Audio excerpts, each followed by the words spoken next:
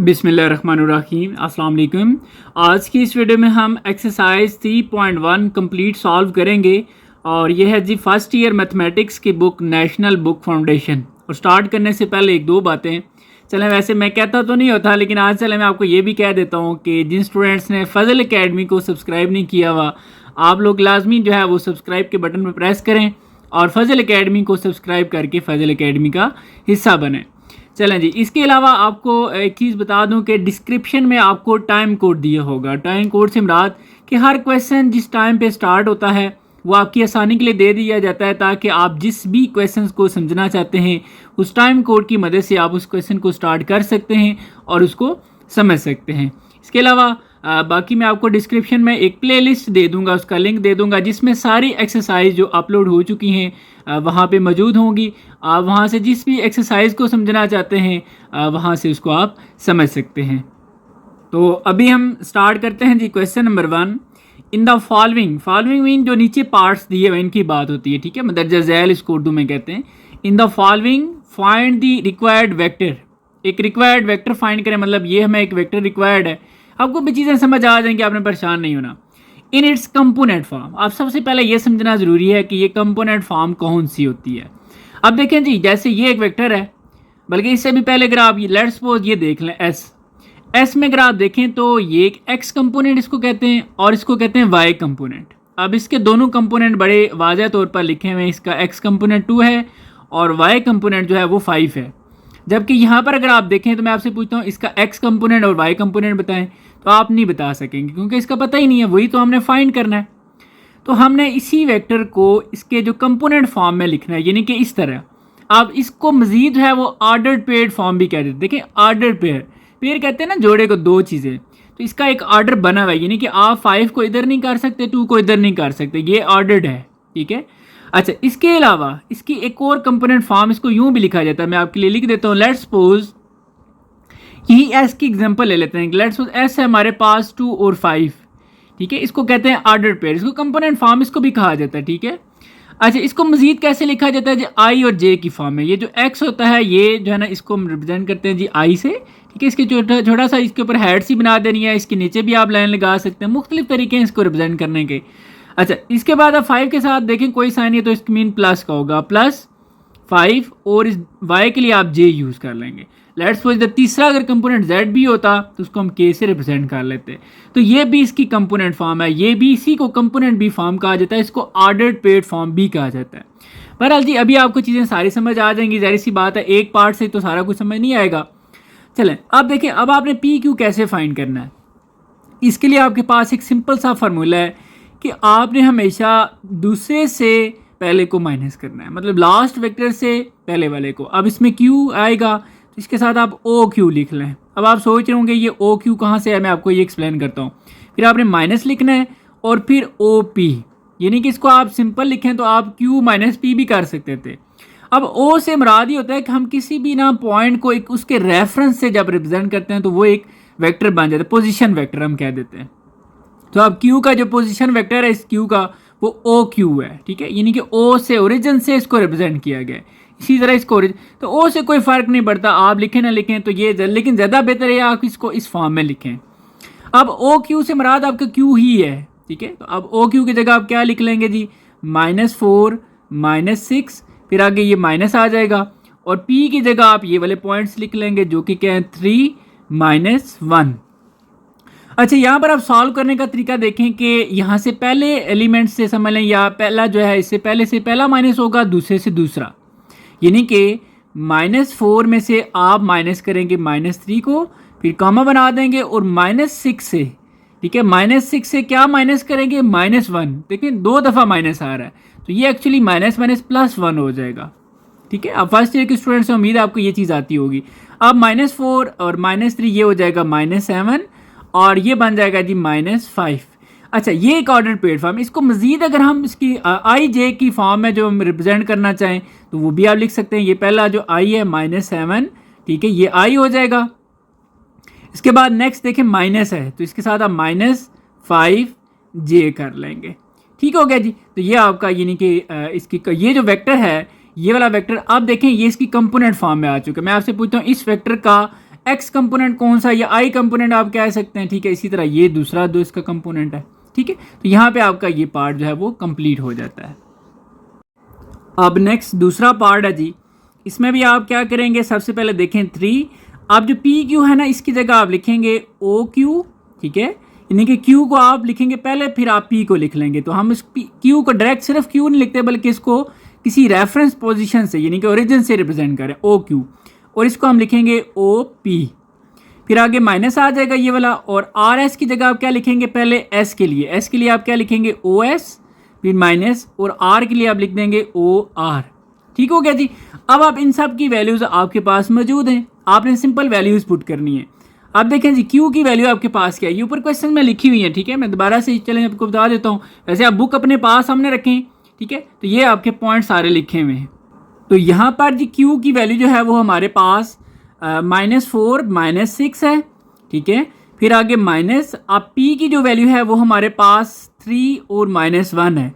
अच्छा, यहाँ पर अगर आप गौर करें तो ये 3 इन दोनों के साथ है, जबकि यहाँ पर अगर आप देखें तो ये 3 ऐसे लग रहा है कि सिर्फ इसके साथ है, इसलिए हम यहाँ पर क्या करेंगे, एक बड़ी ब्रैकेट यूज़ कर लेंगे।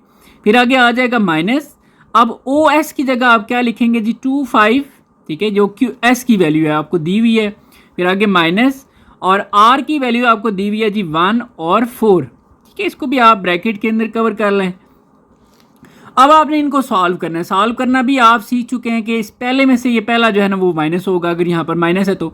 अब -4 में से माइनस हो जाएगा -3, उसके बाद -6 में से माइनस होना है -1, देखें 2 दफ़ा माइनस, तो ये +1 हो जाएगा जी। ठीक हो गया, इसको आप ऐसे पेयर में कर दें। और इसके बाद माइनस, अब ये 2 -1, ठीक है, मैं लिख देता हूँ 2। आप चाहें तो आप डायरेक्ट सॉल्व भी कर सकते हैं, ठीक है, सॉरी ब्रैकेट क्लोज नहीं करनी। 2 -1, इसको ख़त्म कर देंगे, 2 -1, और इसके बाद 5 -4, इसको आप क्लोज कर दें। आप चाहें तो ये देखें 2 -1 आप डायरेक्ट 1 लिख सकते हैं, अब 5 -4 यहाँ पर भी आप डायरेक्ट 1 लिख सकते हैं, ठीक है। हम शुरू वाले पार्ट से ताकि मैं आपको प्रॉपर गाइड कर रहा हूँ। अच्छा, अब क्या होगा जी कि देखें -4 और -3 ये हो जाएगा -7, और नेक्स्ट -5, फिर माइनस, और ये बन जाएगा जी 1 और 1। अब आप इस 3 को इसके साथ मल्टीप्लाई कर सकते हैं, तो -7 से मल्टीप्लाई होगा, ये -21 आ जाएगा, और -5 से मल्टीप्लाई होकर -15, फिर 1 और 1 आ गया। अब इसमें से ये माइनस करना है, तो -21 में से -1 होगा, -21 और -1 हो गया। नेक्स्ट -15 में से भी -1 होगा। इसको मज़ीद सॉल्व करें तो ये आपके पास आ जाएगा जी -22 और ये -16। ये ऑर्डर पेयर की फॉर्म में आ चुके हैं, इसको आप कंपोनेंट फॉर्म भी कह सकते हैं। मज़ीद आई जे की फॉर्म में अगर आप लिखें इसको, तो आई जे की जो कंपोनेंट फॉर्म है वो आपके पास ये पहला आई की फॉर्म में आ जाएगा 22i, ठीक है। और फिर देखें इसके साथ माइनस है, तो आप यहाँ पर -16 और ये जे कर लेंगे, और ये आपका जो है वो फाइनल आंसर है।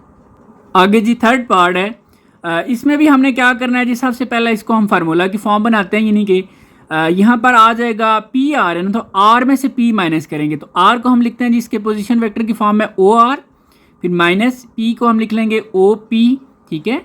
और इसके बाद आगे +3, अब पी एस को आपने एस माइनस पी, एस को हम लिखेंगे ओ एस ओरिजिन के हिसाब से, फिर माइनस, और पी को हम लिख लेंगे ओ पी। अब यहाँ पर आप इनकी वैल्यूज़ जो है वो पुट कर लें। अब देखें ये 2 लिखेंगे, अब ओ आर मीन आर की वैल्यू, आर की वैल्यू आपको पता है जो कि है जी 1 और 4, फिर माइनस, अब पी की वैल्यू आपके पास है जी 3 -1। अब अगेन जो चीज़ मैंने आपको बताई थी, ऐसे लग रहा है ये 2 इसके साथ है, जबकि ये 2 दोनों के साथ है। तो यहाँ पर आप क्या करेंगे, एक बड़ी ब्रैकेट यूज़ करें, फिर आगे +3 यहाँ पर भी यूज़ कर लें। एस की जगह आप ओ एस की जगह एस की वैल्यू जो कि 2 और 5 है, ठीक है, माइनस, और पी की जगह लिख लेंगे 3 -1। ये क्वेश्चन में सारी वैल्यूज़ आपको गिवन है। अब आपने इसको सॉल्व करना है जी, ठीक हो गया। अब सॉल्व करना आपको आता है जी, 1 -3 हो जाएगा, 1 -3 फिर कॉमा, और 4 में से माइनस करेंगे -1, तो ये माइनस माइनस +1 हो जाएगा, ठीक है। और इसके बाद +3, आगे नेक्स्ट 2 -3, तो ये हो जाएगा जी 2 -3 फिर कॉमा, आगे 5 -1, तो ये माइनस माइनस +1 हो जाएगा, ठीक है। हम कोशिश करेंगे नेक्स्ट जो आगे पार्ट्स होंगे हम डायरेक्ट मतलब लिख लिया करेंगे, सॉल्व भी कर लिया करेंगे। अब ये हो जाएगा जी हमारे पास -2, और ये 5 बन जाएगा, ये पेयर की फॉर्म में लिख लेते हैं, +3 और ये हमारे पास जी -1 और 6। मज़ीद इस 2 को आप इन दोनों से मल्टीप्लाई कर लें तो मल्टीप्लाई होके ये हमारे पास आ जाएगा जी -4 और 2 5 ये हमारे पास 10, ठीक है। प्लस अब 3 को इन दोनों से मल्टीप्लाई कर लें तो ये -3 और 6 3 18। अब इसमें से ये ऐड करना है, देखें बीच में इनके प्लस का साइन है ना, ठीक है। सो अब इनको हम ऐड करेंगे, यानी कि -4, इस -4 में से ये माइनस प्लस करना है, लेकिन प्लस माइनस -3 हो जाएगा। फिर कामा आगे 10 10 + 18 10 + 18 आ जाएगा। अब इसको सॉल्व कर लें तो ये -7 और ये 28 और आई जे की फॉर्म में अगर लिखें तो ये -7 आई, ठीक है, और प्लस आगे 28 जो है वो जे आ जाएगा और ये आपका पार्ट कंप्लीट हो गया। आगे नेक्स्ट पार्ट 4 है जी, और इसमें हम सबसे पहले 1/2, ठीक है, सॉरी ये 2 थोड़ा सा मैंने पता नहीं कैसे लिख दिया, 1/2। अच्छा पी क्यू को आप लिखेंगे जी ओ क्यू, ठीक है। मैंने आपको बताया कि क्यू माइनस पी करेंगे तो क्यू को हम ओ क्यू पोजिशन वेक्टर की फॉर्म में -OP लिखेंगे, इसके बाद ब्रैकेट क्लोज, फिर नेक्स्ट +5/2। पी आर को हम लिखेंगे जी ओ आर, ठीक है, ओ आर माइनस आर को हम ओ आर, फिर ओ आर माइनस पी करते हैं तो ये ओ पी हो जाएगा। नेक्स्ट -3/2 और क्यू एस को हम लिखेंगे जी O S minus O Q. उम्मीद है आपको ये चीज़ अब कम से कम समझ आ गई होगी। अब ओ क्यू से मुराद क्यू की वैल्यू आप बुक सामने रखें और वहाँ से वैल्यू आप लिखते जाएं। तो क्यू की वैल्यू जो है वो हमारे पास बन रही है जी -4 -6 फिर माइनस, और पी की वैल्यू जो है वो 3 और -1 है, ठीक है। ब्रैकेट क्लोज कर दें, फिर +5/2 और आर की वैल्यू जो है वो हमारे पास है जी 1 फिर माइनस पी की वैल्यू 3 -1 ब्रैकेट क्लोज -3/2 और नेक्स्ट ओ एस की वैल्यू लिख लेंगे जी जो कि है 2 और 5, फिर माइनस क्यू की वैल्यू आ जाएगी -4 और -6 ब्रैकेट क्लोज कर लेंगे, ठीक हो गया जी। अच्छा यहाँ पर आप सबसे पहले क्या करें कि इनको सॉल्व करें, ये जो ब्रैकेट्स के अंदर हैं, ब्रैकेट के अंदर सॉल्व करें, कैसे करेंगे जी 1/2 इसी तरह लिख दें, ठीक है। अब देखें -4 में से माइनस करेंगे -3, तो एक्चुअली इसमें से आपने ये माइनस करना है, तो x में से x माइनस होगा और y में से y माइनस हो जाएगा, क्योंकि पहला x होता है दूसरा y। अब ये -4 डायरेक्ट करना चाहें तब भी कर सकते हैं, -4 -3, ठीक है जी, कामा फिर -6 माइनस माइनस +1 हो जाएगा, ठीक है।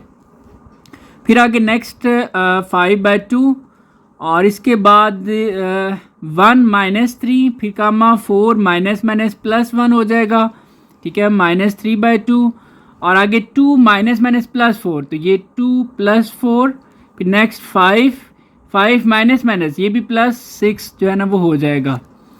अब यहाँ पर आपने क्या करना है जी, अगेन इसको सिंपल ज़रा करना है, ठीक है। तो सिंपल आप कैसे करेंगे, 1/2 आपने लिखा, अब -3 -4 -3 आपको पता है ये होता है जी -7 और नेक्स्ट -5 हो जाएगा, ब्रैकेट क्लोज कर लें, +5/2 और ये हो जाएगा -2 और 5, ठीक है जी। फिर आगे -3/2 और ये हो जाएगा 6 और 11, ठीक हो गया जी। अब आगे सॉल्व करने के मुख्तलिफ तरीके हैं, आप 1/2 को इन दोनों से मल्टीप्लाई कर सकते हैं, इसी तरह इसको, लेकिन मैं यहाँ पर आपको एक आसान तरीका बताऊँ तो देखें ये जो 2 है ना जो डिवाइड वाला है ये सब में मौजूद है, यानी कि 1/2 आप कह सकते हैं। तो 1/2 अगर आप इन तीनों में से कॉमन ले सकते हैं तो इस तरह आपका क्वेश्चन थोड़ा सा ईजी हो जाएगा। सो यहाँ पर मैं क्या कर रहा हूँ जी 1/2 को मैं कॉमन ले रहा हूँ सब में से। अब इस सारे में से 1/2 कॉमन चला गया तो ये रह गया -7 और -5, फिर आगे प्लस। अब इसमें से ये 2 कॉमन है, ठीक है, ये 5 कॉमन है तो 5 इसी तरह आ जाएगा और 5 के साथ जो आगे पेयर है -2 और 5 का ये आ गया, फिर माइनस। अब ये 2 तो हमने कॉमन लिया हुआ है लेकिन 3 हमारा इसी तरह आएगा और इसके साथ 6 और 11 भी आ जाएगा, ठीक हो गया। अगर आप चाहें तो 1/2 को अगर आप दोबारा से इन तीनों से मल्टीप्लाई करें तो देखें यही चीज़ वापस आ जाएगी। अब आप जो है ना ये 5 इन दोनों से मल्टीप्लाई करें, 3 को मल्टीप्लाई करें और फिर मैं आपको बताता हूँ कि इन तीनों पेयर्स को आपने कैसे सॉल्व करना है। तो ये -7 और -5 तो इसी तरह आ गया प्लस। अच्छा अब आपने क्या करना है जी, देखें ये जो 5 है ना 5 इन दोनों से मल्टीप्लाई होगा, 5 -2 से मल्टीप्लाई होगा तो ये -10 आ जाएगा। 5 से मल्टीप्लाई होकर 25, फिर माइनस, ये माइनस इस तरह रहने दें। 3 को आप इन दोनों से मल्टीप्लाई कर दें। 3 जब 6 से मल्टीप्लाई होगा तो 18, और 3 जब 11 से मल्टीप्लाई होगा तो ये 33 आ जाएगा। ठीक है, अब यहाँ पर मैं आपको एक चीज़ बताता हूँ कि आप जो है ना इन तीनों को इकट्ठा कैसे सॉल्व करेंगे। आप चाहें तो दो दो को भी सॉल्व कर सकते हैं, लेकिन ज़रूरत नहीं है। आप क्या करेंगे जी, -1, ठीक है, पहला एलिमेंट सॉल्व होंगे, -1। नेक्स्ट देखें जो है ना इसके साथ भी माइनस है तो ये -10 हो जाएगा। इसके साथ नेक्स्ट देखें तो ये -18 होगा, तो ये माइनस आप कर लेंगे 18। ठीक है जी, फिर कमा बनाएं, आप दूसरे एलिमेंट पर आ जाएं। दूसरा एलिमेंट -5, इसके बाद नेक्स्ट आए तो ये +25, और नेक्स्ट पर आए तो देखें ये माइनस भी साथ इसके साथ शामिल हो जाएगा, तो ये -33 आ जाएगा। और ये पेयर क्लोज, इसको क्लोज कर दें। अब ये तीनों आप गठे कैलकुलेटर पे भी सॉल्व कर सकते हैं, 1/2। ठीक है, इसको अगर हम सारे को सॉल्व करें तीनों को तो ये हमारे पास -35 आ जाएगा, और इनको अगर सॉल्व किया जाए तो ये -13 आ जाएगा। ठीक है, अब आप चाहें तो आप 1/2 को इन दोनों से मल्टीप्लाई कर सकते हैं, तो ये जो 2 जब इसके साथ डिवाइड होगा तो ये -35/2 हो जाएगा, और ये आ जाएगा जी -13/2। ये आपका एक पेयर की फॉर्म में आ चुका है। इसको अगर आप चाहें तो आप IJ की फॉर्म में लिख लें आगे मज़ीद, तो ये -35/2 ये आपके पास I आ जाएगा। और नेक्स्ट देखें एलिमेंट के साथ माइनस है तो यहाँ पर आप -13/2 करके आप J लगा देंगे इसके साथ, तो ये आपका पार्ट जो है वो कंप्लीट हो गया। अब नेक्स्ट पार्ट 5 है जी। यहाँ पर आपने देखना है 3 की पावर 2 का मतलब होता है 9। आप इसको सिंपल करके 9 लिख लें, और इसका आप लिखते हैं जी OS। ठीक है, यानी कि S के लिए OS, फिर -OP। ठीक है, फिर आगे नेक्स्ट 4 का स्केयर हमारे पास होता है जी 16। SP के लिए आप क्या करेंगे, OP -OS कर लेंगे। ठीक है, मैं अगेन रिपीट कर रहा हूँ, P -S, तो P को हम OP पोजीशन वेक्टर की फॉर्म में लिखते हैं, और ठीक है फिर -OS आगे कर लेते हैं, प्लस OQ को आप लिखेंगे जी OP -OQ। अब आपके लिए आगे सिंपल है कि आपने जस्ट इनकी वैल्यूज पुट करनी है। तो देखें जी 9 आ गया। अब OS मीन S की वैल्यू जो आपको ऑर्डर पेयर की फॉर्म में दी हुई है, तो 2 5 है, माइनस P की वैल्यू आपके पास 3 -1 है, ब्रैकेट क्लोज कर दें, आगे -16 आ जाएगा। आगे P की वैल्यू अगेन 3 -1, फिर माइनस S की वैल्यू जो है वो आपके पास है जी 2 और 5, ब्रैकेट क्लोज, फिर प्लस। अब आगे नेक्स्ट P की वैल्यू 3 -1, फिर माइनस Q की वैल्यू जो है वो आपके पास -4 -6 है। अब आप सबसे पहले ब्रैकेट्स को सॉल्व करें। अब ब्रैकेट को सॉल्व करना भी आप सीख चुके हैं। देखें अब 2 -3 हो जाएगा, तो यहाँ पर लिख लेते हैं जी 2 -3, फिर कामा। अब 5 माइनस दो दफ़ा माइनस आ रहा है, तो ये 5 + 1 हो जाएगा एक्चुअली। ठीक हो गया, -16 आगे लिखेंगे। अब 3 -2, फिर कामा, -1 -5 आ गया, ब्रैकेट क्लोज, फिर प्लस। अब 3 माइनस प्लस, तो 3 + 4। ठीक है, फिर आगे -1 में से -6, तो ये -1 + 6 हो जाएगा। ठीक है, ब्रैकेट की फॉर्म में लिख लें।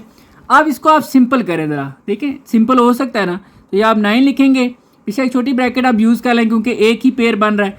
2 -3 ये आपके पास -1 आ जाएगा, नेक्स्ट 6 बन रहा है, फिर -16, 3 - 2 ये हो जाएगा 1, फिर नेक्स्ट -6 है, और आगे प्लस 3 + 4 7, और आगे नेक्स्ट 5 आ गया। अब यहाँ पर आप ये काम करें कि 9 को पहले इन दोनों से मल्टीप्लाई करें, इस तरह 16 को इन दोनों के साथ, तो 9 -1 से मल्टीप्लाई होकर -9, 6 से मल्टीप्लाई होगा तो 54 आ जाएगा। नेक्स्ट माइनस से माइनस इस तरह लिखें, ये जो नंबर है जैसे इसको दोनों से मल्टीप्लाई कर दें, तो ये 1 से मल्टीप्लाई होकर 16, और 16 जब -6 से मल्टीप्लाई होगा तो -96, फिर प्लस, और ये 7 और 5 लिख दें। अब तीनों को गठा सॉल्व कैसे करना है जी, कि पहले में से पहला एलिमेंट सॉल्व करें। ठीक है, यानी कि -9 इधर से पहला एलिमेंट है, इधर से अच्छा इस साइन को लाजमी देखना है, ये -16 हो जाएगा, और इसके बाद ये प्लस है तो ये +7 हो जाएगा, कॉमा, फिर आगे 54, फिर माइनस, और ये माइनस हो जाएंगे +96, और इसके बाद +5। ठीक है, ये तीनों ऐड हो गए आपस में। अब आप इन तीनों को सॉल्व करें तो ये आपके पास -18 बनेगा। इन तीनों को अगर आप सॉल्व करें तो ये 155 जो है ना वो बन रहा है। इसको आप IJ की फॉर्म में लिखें तो ये -18I, ठीक है, प्लस 155 जो है ना वो जे आ जाएगा। और ये आपका क्वेश्चन कंप्लीट हो गया। अब नेक्स्ट क्वेश्चन नंबर 2 है, show that the points A B and C are collinear. अच्छा, क्वेश्चन को स्टार्ट करने से पहले हम थोड़ा सा ये समझ लेते हैं कि ये कोलिनियर क्या होता है, कोलिनियर पॉइंट्स क्या होते हैं, ये जो पॉइंट्स हैं, ठीक है, और कोलिनियर वेक्टर्स क्या होते हैं। ये थोड़ा सा आपको जस्ट 1-2 मिनट का कंसेप्ट आपको समझ लें, फिर आपके लिए क्वेश्चन बड़ा आसान हो जाएगा। तो देखें जी, सपोज सबसे पहले हम कोलिनियर पॉइंट्स को समझ लेते हैं। हमारे पास सपोज करें जी कोई 3 से पॉइंट हैं। अच्छा, पहला कोलिनियर, कोलिनियर कहते हैं कि एक ही लाइन के ऊपर लाई करना, ठीक है। अब एक लेट्स सपोज हमारे पास 3 पॉइंट हैं, ये एक लाइन है, ठीक है। एक पॉइंट हमारे पास इधर है और दूसरा पॉइंट इधर है और सपोज तीसरा पॉइंट इधर है।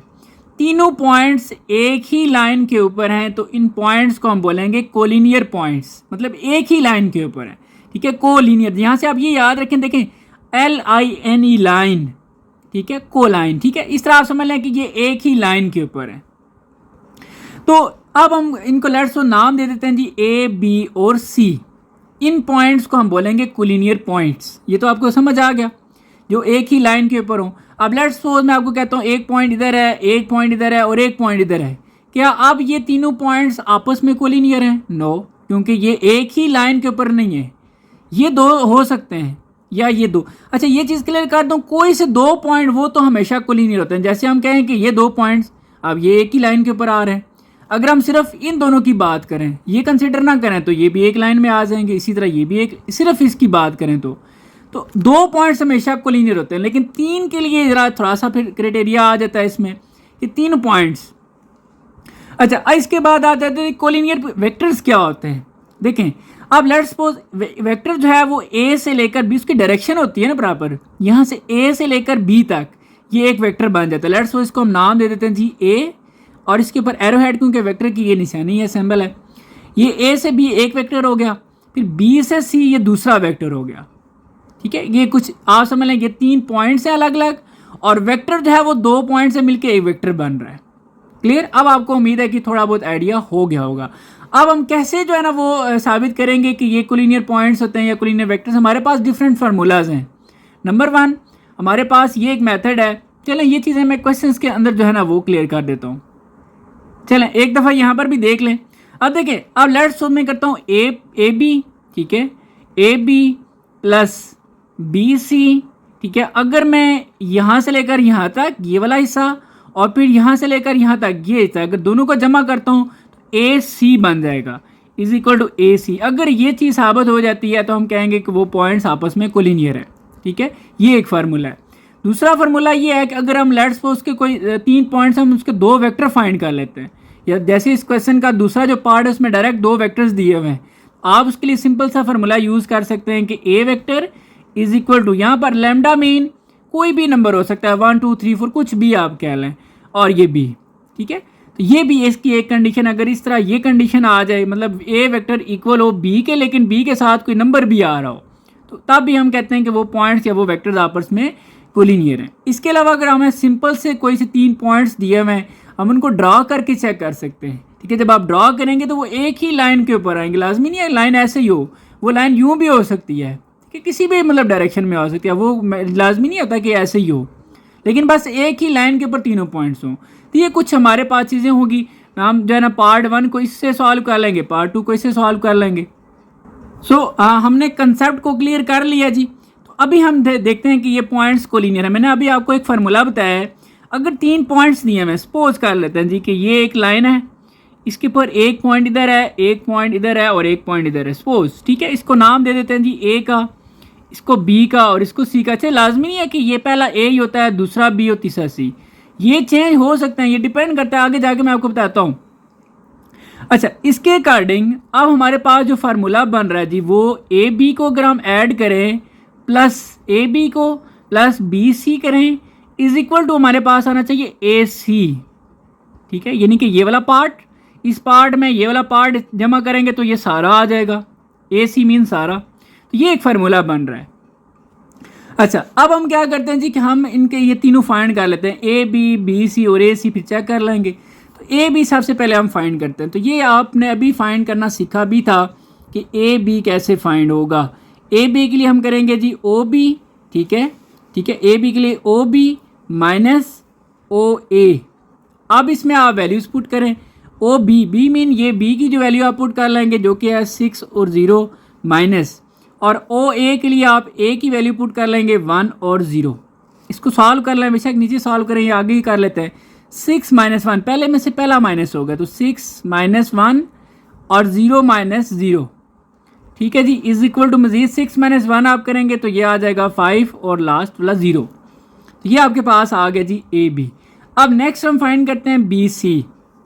अच्छा, डायरेक्ट वैसे आपने ये फार्मूला नहीं बना लेना, ये इस क्वेश्चन से देख के ही बनाया जाता है। अब हमें कैसे पता कि लाजमी तौर पर तो नहीं है ना कि ए पहले आएगा फिर बी आएगा फिर सी आएगा, तो ये अगर चेंज हो जाए, लेट्स सपोज सी इधर आ जाता है बी इधर आ जाता है, तो ये फार्मूला भी उसके अकॉर्डिंग चेंज हो जाता है फिर। अच्छा, अब हम बी सी फाइंड करेंगे जी, तो बी सी हमारे पास आ जाएगा ओ सी माइनस ओ बी, ठीक है। अब हम क्या करेंगे, ओ सी की जो वैल्यू है, जो सी वाली वैल्यू क्वेश्चन में लिखी हुई है 0 0 माइनस बी की जो वैल्यू हमें दी हुई है वो है जी हमारे पास 6 और 0। इसको सॉल्व करें तो 0 माइनस 6, 0 माइनस 6 और फिर 0 माइनस 0 और ये फर्दर आ जाएगा माइनस 6 और 0। इसके बाद नेक्स्ट ए सी आपने फाइंड करना है जी, ए सी होगा ओ सी माइनस ओ ए। इसको आगे सॉल्व करें तो सी की जो वैल्यू है वो हमारे पास 0 0 है माइनस ओ ए की वैल्यू 1 और 0 है। तो ये देखें 0 माइनस 1, 0 माइनस 1 और 0 माइनस 0, तो ये 0 माइनस 1 हमारे पास माइनस 1 आ जाएगा और ये 0। अब वैसे जो आप ये फार्मूला बनाते हैं ना, ठीक है, ये फार्मूला इन पॉइंट्स को देख के बनाया जाता है। अब मैं आपसे पूछता हूँ कौन से दो को जमा करें तो तीसरा आ रहा है।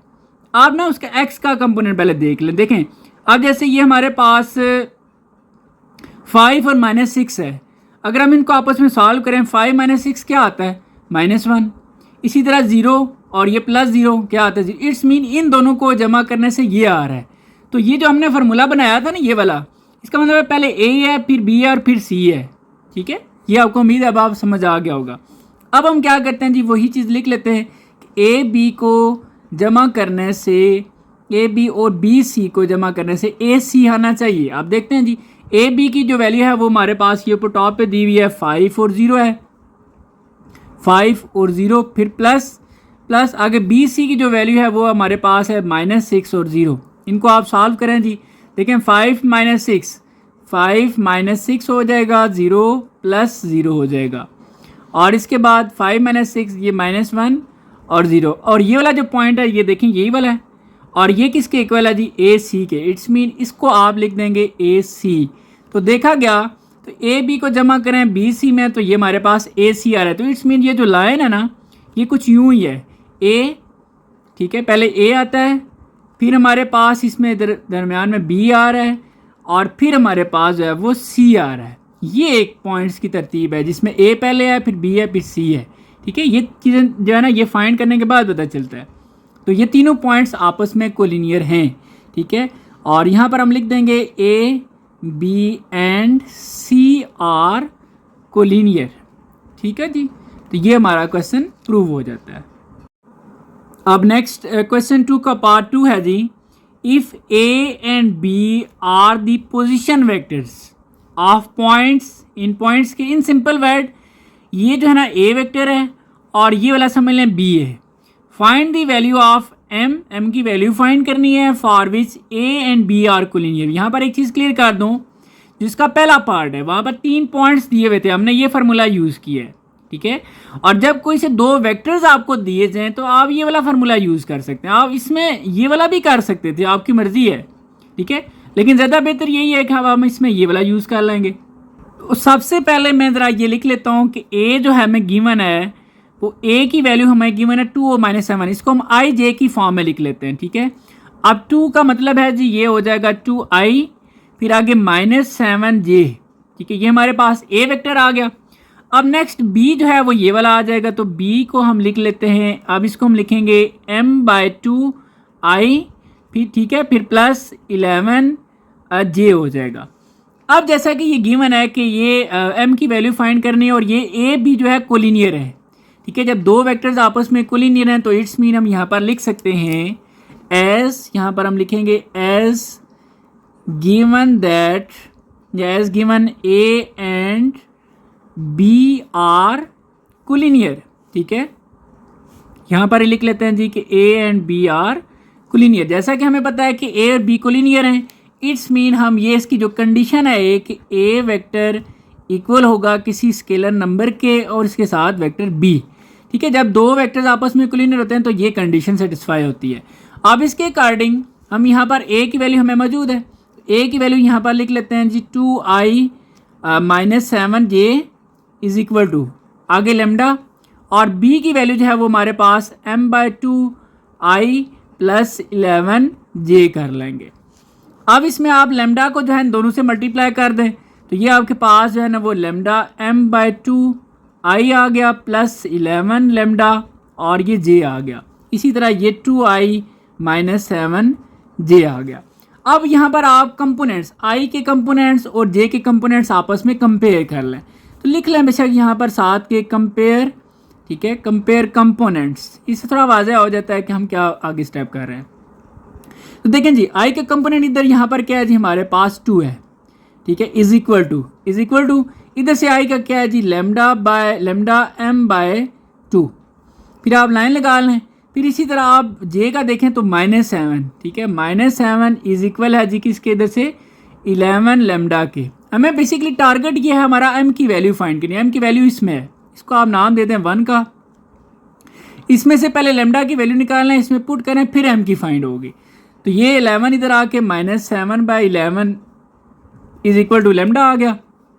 इन सिंपल वर्ड लेमडा की जो वैल्यू है वो -7/11 आ गई। ये वैल्यू आपने पुट कर देनी है, पुट इन 1, ये वाला जो 1 है। ठीक है, हम नीचे यहाँ पर पुट कर लेते हैं जी। तो यहाँ पर मैं एक दफ़ा 1 को पहले लिख लेता हूँ। ठीक है, 1 हमारे पास है जी 2 इज इक्वल टू ये ऊपर जो लिखा हुआ है ये वैल्यू लेमडा m/2।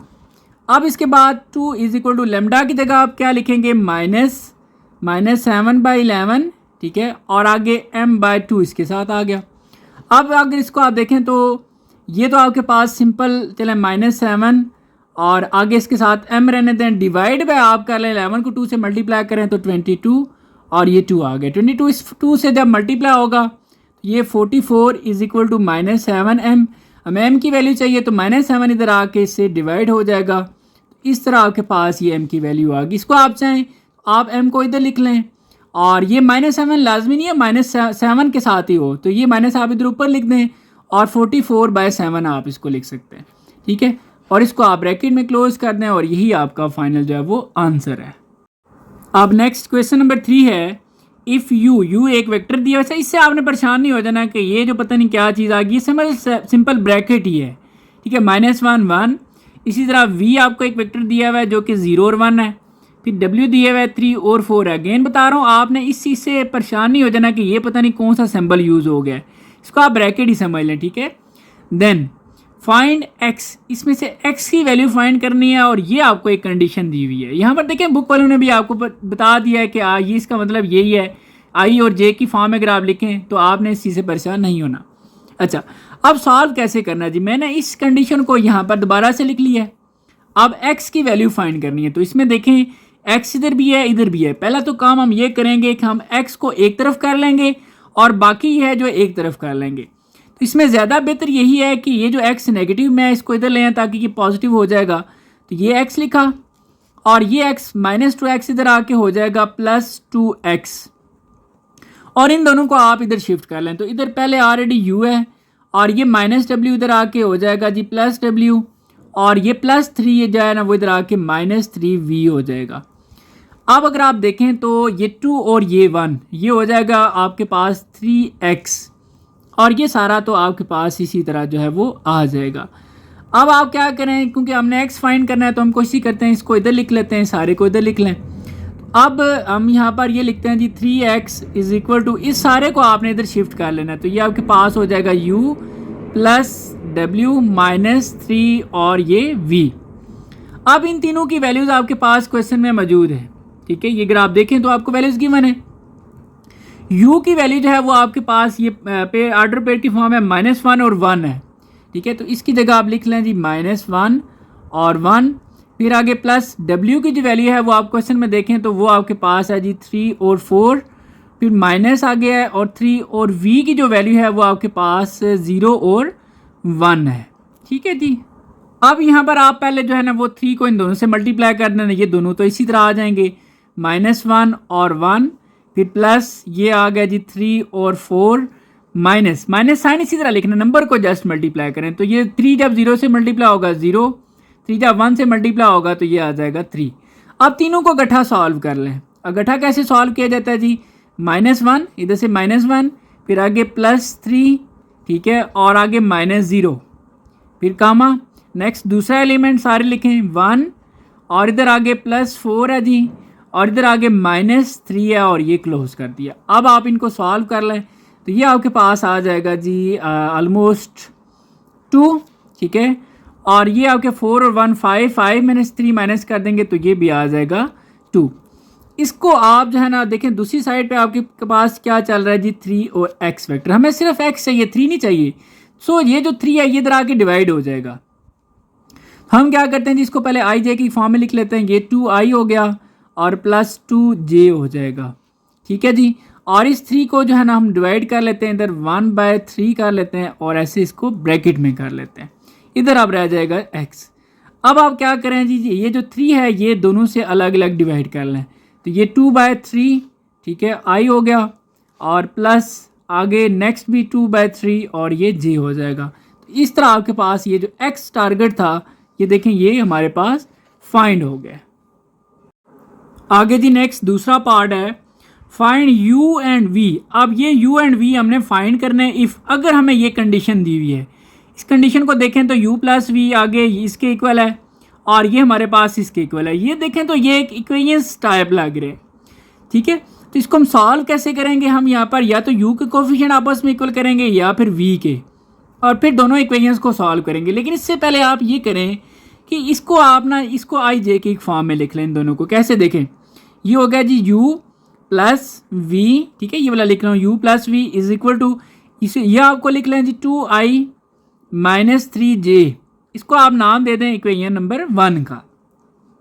इसको आप कैसे लिखेंगे, ये आपके पास आ जाएगा जी 3u + 2v is equal to, इसको आप लिखेंगे -1 तो लिखने की ज़रूरत नहीं है, सिर्फ i लिख दें, प्लस आगे आ जाएगा 2j, और इसको आप इक्वेशन नंबर 2 कह दें। अब आप देखें कि आप या तो u के कोफिशिएंट इक्वल करें या फिर v के। इस तरह फिर ये होगा कि एक इक्वल होंगे तो वो कैंसिल हो जाएंगे, एक u की वैल्यू आ जाएगी या v की, फिर इस तरह दूसरे की भी आ जाएगी। तो बेहतर हमारे लिए ये है, क्योंकि देखें आप 3 को भी कर सकते हैं, 3 के लिए हमें इसको 3 से मल्टीप्लाई करना पड़ेगा।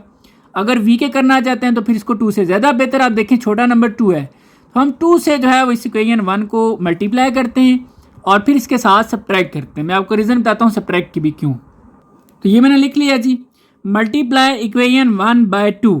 इस इक्वेशन 1 को इसको हम 2 से मल्टीप्लाई करेंगे क्योंकि इधर भी 2 है इधर भी 2 हो जाएगा, and then subtract equation 2 from it, और ये वाली उसमें से सब्ट्रैक्ट कर लेंगे। मर्जी है आपकी, वैसे मैं इसी में से ये सब्ट्रैक्ट कर लूँगा। इसको 2 से मल्टीप्लाई करें तो ये हो जाएगा जी 2u, फिर प्लस आगे नेक्स्ट ये हो जाएगा 2v इज इक्वल टू, ये भी दोनों 2 से मल्टीप्लाई होंगे तो ये आ जाएगा 4i - 3 2 6j। अब इसी में से, क्योंकि ये ऊपर लिख दिया हमने, इसी में से ये आप सब्ट्रैक्ट कर लेंगे। ठीक है, तो यहाँ पर आ जाएगा जी 3u + 2v is equal to -i + 2j। ठीक है, अब सब्ट्रैक्ट क्यों कर रहे हैं, मैंने आपको बताया था ना, या तो सब्ट्रैक्ट करते हैं या ऐड करते हैं।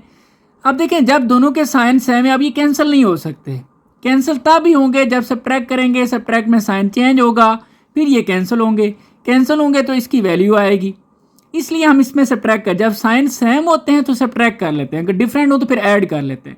अब हम इसमें करेंगे जी सब्ट्रैक्ट, तो साइन हो गए इसके, ये प्लस है तो ये माइनस हो जाएगा, ये ख़त्म हो गया। अब इसकी जगह ये माइनस आ गया, ये ख़त्म हो गया, ये भी प्लस हो जाएगा और ये माइनस हो जाएगी। जिनको मैंने सर्कल कर दिया वो हो गए ख़त्म। अब इसमें ये चीज़ होगी कैंसिल। अब देखें ये 2 और ये 3 ये आ जाएगा -u, ठीक है, इज इक्वल टू 4 और ये 1 5i, आगे नेक्स्ट -8j आ जाएगा।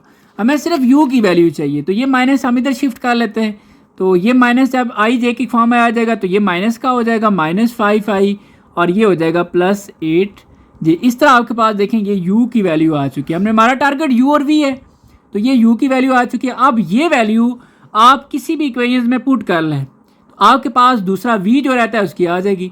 अब मर्जी है जिसमें मर्जी पुट करें, तो मुझे ज़रा छोटी वैल्यू ये 1 वाली लग रही है तो मैं इसलिए 1 में पुट करूँगा। आप इसको अगर 2 में पुट करें तब भी आपका आंसर आ जाएगा। सो ये मैंने लिख लिया जी पुट इन इक्वेशन 1। और पुटिंग से पहले मैं हमेशा 1 को लिखता हूँ, जो भी इक्वेशन आप उसको पहले लिख लें, ठीक है। और इसके बाद आप इसमें पुट करें। अब u की जगह आप क्या लिखेंगे, ये दोनों नंबर्स -5i +8 j आ जाएगा, आगे प्लस v आपका इसी तरह आ गया = 2i -3j। हमें v की वैल्यू चाहिए तो ये दोनों दूसरी तरफ शिफ्ट हो जाएंगे तो इधर रह जाएगा v। तो पहले इन दोनों को आप लिख लें 2i -3j और ये माइनस इधर आके +5i हो जाएगा और ये -8 जो है वो j हो गया। अब आप इनको सॉल्व करें। याद ये रखना है कि i वाला i के साथ सॉल्व होगा। 2 और ये 5, ये आपके पास आ जाएगा जी 7i। अब -3 और -8 तो ये -11j आ गया। तो ये आपके पास जो है ना वो v वेक्टर भी फाइंड हो चुका है। ठीक है जी, देखें कितना आसान क्वेश्चन है। अब नेक्स्ट पार्ट 3 है जी find initial point. Initial point होता है जो पहले वाला है। इनिशियल पॉइंट ऑफ v, ये एक वेक्टर है, इसका जो इनिशियल पॉइंट वो ये है if it's terminal point. Terminal point कहते हैं जो लास्ट वाला होता है, जो एंड वाला होता है, ठीक है। इज ये दिया हुआ है। अब सपोज कर लें जी, सपोज कर लें कि ये हमारे पास एक वेक्टर है जी, एक्चुअली उसका नाम v है।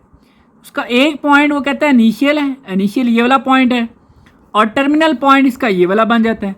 अब सपोज कर लें कि इसको आप a का नाम दे दें, इसको आप b का नाम दे दें और a से b जो आपके पास वेक्टर है उसको उसने बोला हुआ है कि वो v है। ठीक हो गया। अगेन रिपीट कर रहा हूँ, उसने बोला कि find initial point of vector v, ये एक वेक्टर है, if it's terminal point. Initial point होता है जी स्टार्टिंग वाला, टर्मिनल पॉइंट होता है जो एंड पे होता है और a से b ये एक वेक्टर है जो कि उसने v कह दिया है। अब a जो है ना वो इनिशियल पॉइंट हमने फाइंड करना है, b जो है वो टर्मिनल पॉइंट है तो इसकी वैल्यूज दी हुई हैं। b की वैल्यू है हमारे पास 5, 0 और 1 और v भी हमें पता है। अब a हमें नहीं पता। सपोज कर लेते हैं जी a को हम फिलहाल x, y और z कह देते हैं और यहाँ पर आप चाहें तो आप लिख भी लें। सो ये मैंने लिख भी लिया है कि suppose a b it's initial point, जैसे कि हमने इसके मुताबिक कहा, and it's terminal point is b। ठीक है जी, ये डायग्राम भी बन गया, ये भी बन गया। अब देखें ये जो वेक्टर v है, वेक्टर v एक्चुअली हमारे पास इक्वल है ए बी के। ठीक है, ए बी इक्वल है v वेक्टर की, इस तरह भी आप कह सकते हैं। ठीक है, इस तरह। अब हम इसमें v तो हमारे पास इसी तरह हम लिख लेते हैं। ए बी को हम कैसे लिखते हैं, इसको हम लिखेंगे ओ बी माइनस ओ ए। ओके हो गया जी। अब v की वैल्यू हमें गिवन है, ये वाली वैल्यू है हमारे पास। मैं हम लिख लेते हैं वैल्यूज़ हमारे पास इसमें है जी, मैं इसको ब्रैकेट की फॉर्म में लिख लेता हूँ, -3, 1 और 2 is equal to O B की वैल्यू भी हमें गिवन है जो कि है 5, 0 और 1 माइनस ए तो इनिशियल पॉइंट है जी, इसकी वैल्यू तो हमें नहीं पता, हमने सपोज की हुई है x, y और z और ये हमने फाइंड करनी है। हम ये करते हैं कि हमने ये चीज़ फाइंड करनी है ना, हम इसको इधर ले आते हैं, इसको इधर ले आते हैं। ये वैसे भी माइनस में है, ये सारा इधर आके हो जाएगा x, y और z प्लस में।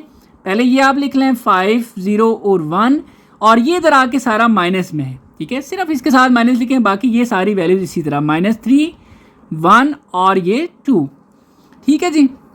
अब वेरी सिंपल है, आप इसमें से ये माइनस कर लें। माइनस कैसे करना है जी, 5 माइनस माइनस +3, 5 + 3 हो गया। फिर नेक्स्ट 0 - 1, 0 - 1 और नेक्स्ट -1 माइनस 1 - 2 होगा। अब इसको सॉल्व करें तो ये हमारे पास आ जाएगा जी 8 और नेक्स्ट -1 और ये भी -1। तो इसको आई जे की फॉर्म में भी लिख लें मज़ीद, तो ये हमारे पास 8 आई। ठीक है, और नेक्स्ट -1 लिखने की ज़रूरत नहीं है, -j लिखें और फिर माइनस आप k लिख लें, तीसरा पॉइंट भी है। इस तरीके से इधर से आप देखें तो ये आपके पास सेम था। यहाँ पर हम x, y और z लिख लेते हैं। चूँकि हमने इसको आई जे की फॉर्म में लिखा, इसको भी हम चेंज कर लेते हैं। तो ये हमारे पास xi + yj और +zk आ जाएगा। ठीक है जी। तो ये हमारे पास जो चीज़ हमने फाइंड करनी थी इनिशियल, इसको आप सिंपल सादा अल्फाज में ऐसे भी लिख दें तब भी ठीक है, और आई जे की फॉर्म में लिख दें तो तब भी ये ठीक है। Next question number 4 part 1, find the value of M. M की वैल्यू हमने फाइंड करनी है फॉर विच द वेक्टर्स, ये एक वेक्टर ए इज पैरेलल, ये पैरेलल है टू वेक्टर बी। अच्छा यहाँ पर ये चीज़ देखें, पहले तो मैंने दोबारा से ये ए और बी लिख लिया, यही ए और ये बी। ये याद रखना है कि जब कोई से दो वेक्टर पैरेलल होते हैं तो उसकी कंडीशन क्या होती है जी, हमारे पास ये कंडीशन है कि ए वेक्टर इक्वल होगा किसी स्केलर नंबर, लैम्डा से मुराद 1 2 3 4 कुछ कोई नंबर भी हो सकता है, लाजमी नहीं है इसको आप लैम्डा लिखें, आप इसको अल्फ़ा लिख लें, बीटा लिख लें, कुछ भी लिख सकते हैं, लेकिन ज़्यादा हम लैम्डा यूज़ कर लेते हैं। तो ये कंडीशन है, ये कोलिनियर के लिए भी आपने पढ़ी थी, यही कंडीशन पैरेलल के लिए भी होता है। तो मैंने लिखा as given A and B are parallel, अगर ए और बी पैरेलल हैं क्योंकि ये गिवन है तो इट्स मीन ये कंडीशन सेटिस्फाई करेंगे। जब ये सेटिस्फाई करेंगे तो हम ए की वैल्यू यहाँ पर लिख लेंगे जो कि ये है। अब वैल्यू क्या है जी हमारे पास 3i plus 4j minus 9k हो गया, इज इक्वल टू आगे लेमडा, फिर ब्रैकेट बी की वैल्यू हमारे पास है जी i प्लस mj और माइनस 3k। अब हमने नेक्स्ट क्या करना है, लेमडा को पहले मल्टीप्लाई कर लें, तो ये हमारे पास लेमडा आई प्लस आगे नेक्स्ट आ जाएगा जी m lambda j minus 3 lambda आगे आ गया k, और ये तीनों आप इसी तरह लिख लें 3i plus 4j minus 9k। अब आपने कंपोनेंट्स को कंपेयर करना है i j और k के, ठीक है, यहाँ पर लिख लें बेशक साथ कंपेयर कंपोनेंट्स, ठीक है जी। अब आपने कैसे कंपेयर करना है, देखें यहाँ से i का कंपोनेंट क्या है आपके पास 3 इज इक्वल टू, इधर से i का क्या है जी लेमडा, देखें ये तो यहाँ पर लेमडा की वैल्यू आपके पास आ चुकी है। इसके बाद नेक्स्ट अब आप क्या करें कि अब आप ये इसको ऐसे लाइन लगा लें बेशक, अब जे के देखें, जे का यहाँ पर 4 है इज इक्वल टू यहाँ पर क्या है जी m लेमडा। अब क्वेश्चन में टारगेट क्या है हमारा, हमने जो है वो m की वैल्यू फाइंड करनी है। m की वैल्यू तब फाइंड होगी क्योंकि ये दोनों अननोन है, लेमडा की वैल्यू तो हमें ऑलरेडी पता चल गई, ये वैल्यू यहाँ पे पुट करेंगे तो m की वैल्यू भी आ जाएगी। इसी तरह अगर आप j k के कंपोनेंट्स कंपेयर करें तो k की वैल्यू भी आ सकती है, लेकिन ज़रूरत नहीं है क्योंकि आपका टारगेट कंप्लीट हो जाएगा। तो ये लेमडा की वैल्यू आप पुट कर दें, इसको नाम दे दें आप 1 का, तो यहाँ पर लिखें जी पुट इन 1, तो ये 4 is equal to m, lambda की जगह आप क्या लिख लेंगे जी 3, और 3 इधर आके 4 से क्या हो जाएगा डिवाइड, तो ये आपके पास m की वैल्यू आ गई, इसको आप यूँ लिख लें m इज इक्वल टू 4/3। अच्छा सपोज कर लें अगर आप k के कंपोनेंट्स कंपेयर करते तो -9 इक्वल आ जाता -3 लेमडा के, तो वहाँ पर -3 जो है ना वो इससे जाके डिवाइड होता है तो माइनस माइनस कैंसिल, तो ये लेमडा की वैल्यू 3, इससे लेमडा की वैल्यू आएगी वो भी 3 आएगी, वो 3 अगर आप इसमें पुट करें तो तब भी m की वैल्यू आप फाइंड कर सकते हैं, वो आपकी चॉइस है, आप दोनों में से क्या यूज़ करते हैं। ठीक है जी, हमारे जो चीज़ रिक्वायर्ड थी वो यहाँ पर ही पूरी हो गया, सो आगे हमें सॉल्व करने की ज़रूरत ही नहीं है। अब नेक्स्ट पार्ट 2 देखें, find the value of lambda for which the points p q and r कोलिनियर्स, ये तीनों पॉइंट्स आपस में कोलिनियर हैं, ठीक है। गिवन दैट ये 3 वेक्टर्स आपको दिए हुए are the position vectors of point p। अच्छा देखें ये पॉइंट p का पोजीशन वेक्टर है, इट्स मीन आप इसको OP कह सकते हैं, q and r respectively. In simple words अगर आप देखें तो ये जो वेक्टर है, जब उसने बोला ना कि are the position vector of points p, position vector मतलब हम उसको विद रिस्पेक्ट टू ओरिजिन हम इसको OP कह देंगे, OP की ये वैल्यू होगी और ये वैल्यू आप समझ लें Q की है और OQ हम इसको कह देंगे, और ये R की वैल्यू इसको हम OR कह देंगे। ये आपके तीनों पोजीशन वेक्टर्स हो गए। अब जैसे कि गिवन है कि ये 3 पॉइंट्स आपस में कोलिनियर हैं, ये नहीं कि लेट्स सपोज ये हमारे पास एक लाइन है, सपोज कर लें, और ये एक पॉइंट इधर है, एक पॉइंट इधर है और एक पॉइंट इधर है, इसको सपोज हम P कह देते हैं, इसको हम Q कह देते हैं, इसको हम R कह देते हैं। अगर वो कोलिनियर हैं, अब यहाँ पर क्या कंडीशन फिर बनेगी, कंडीशन ये बन रही है कि PQ, ठीक है, लेट्स सपोज हमारे पास एक हम PQ फाइंड कर लेते हैं, ठीक है, PQ जो है, और इसके अलावा QR। देखिए मैंने आपको एक चीज़ बताई थी, जब कोलिनियर्स होते हैं तो ये कंडीशन होती है, हम सपोज P से Q एक वेक्टर और फिर Q से R दूसरा वेक्टर, पी क्यू को हम मल्टीपल ऑफ स्केलर कह देते हैं क्यू आर का। अगर ये कंडीशन सेटिस्फाई हो जाती है इट्स मीन ये तो वो क्लीनियर होंगे, ये तो बल्कि चीज़ हमें गिवन है, हम इसकी मदद से हम जो है ना वो वैल्यू जो हमने फाइंड करनी है लेमडा की वो फाइंड कर सकते हैं। अब हम सबसे पहले पी क्यू फाइंड करेंगे और फिर क्यू आर इस कंडीशन को साथ यूज़ करेंगे और हम जो है ना वो वैल्यू जो हमने फाइंड करनी है लेमडा की वो हम बड़ी आसानी से फाइंड कर लेंगे। तो देखें जी, मैं सबसे पहले पी क्यू फाइंड करता हूँ। अब पी क्यू हमारे पास है ना वो इक्वल होता है O Q minus O P के। अब मज़े की बात है ओ क्यू की वैल्यू हमें गिवन है ये है। अच्छा, इसको बेशक आप सिंपल पॉइंट्स की फॉर्म में लिख लें, इसको हम यूँ ऑर्डर पेयर की फॉर्म में लिखते हैं। देखिए इसके साथ 1 है, इसके साथ 2 है और इसके साथ 3 है। आगे सॉल्व करना ज़रा इजी हो जाता है। और ये हमारे पास -2, 3 और 5 हो गया। और इसमें अगर देखें तो आई जो है वो लेमडा है, जे तो है ही नहीं, उसकी जगह हम 0 लिख लेंगे और के हमारे पास -1 है। अब ओ क्यू की वैल्यू ये मैं लिख रहा हूँ जी, हमारे पास -2, 3 और 5 आ गया। फिर माइनस ओ पी की वैल्यू ये वाली लिखेंगे 1, 2 और 3। आप इसमें से माइनस कर लें तो ये हमारे पास -2 -1 मैं डायरेक्ट लिख रहा हूँ जी -3। आगे 3 - 2 ये 1 आ जाएगा और 5 - 3 ये हमारे पास 2 आ गया। ये पी क्यू फाइंड हो गया। अब नेक्स्ट हमने जो फाइंड करना है जी वो क्यू आर फाइंड करना है। बेशक आप चाहें तो इधर ही फाइंड कर लें, ज़रा बेहतर हो जाएगा। हम फाइंड करने लगे जी अब नेक्स्ट क्यू आर। ठीक है, तो क्यू आर के लिए हमें क्या करना पड़ेगा जी, O R minus O Q. अब आर ओ आर की वैल्यू तो हमें गिवन है ये वाली है, इसको हम लिख लेते हैं जी लेमडा, आगे 0 और -1, फिर माइनस क्यू ओ क्यू की वैल्यू हमारे पास है जी -2, 3 और 5। अब माइनस कर लें, लेमडा माइनस माइनस +2 तो ये लेमडा +2 हो गया। नेक्स्ट 0 - 3, 0 - 3 -3 आ जाएगा और -1 -5 तो ये -6 बन जाएगा। अब हम इस कंडीशन को ज़रा फॉलो करेंगे यहाँ पे।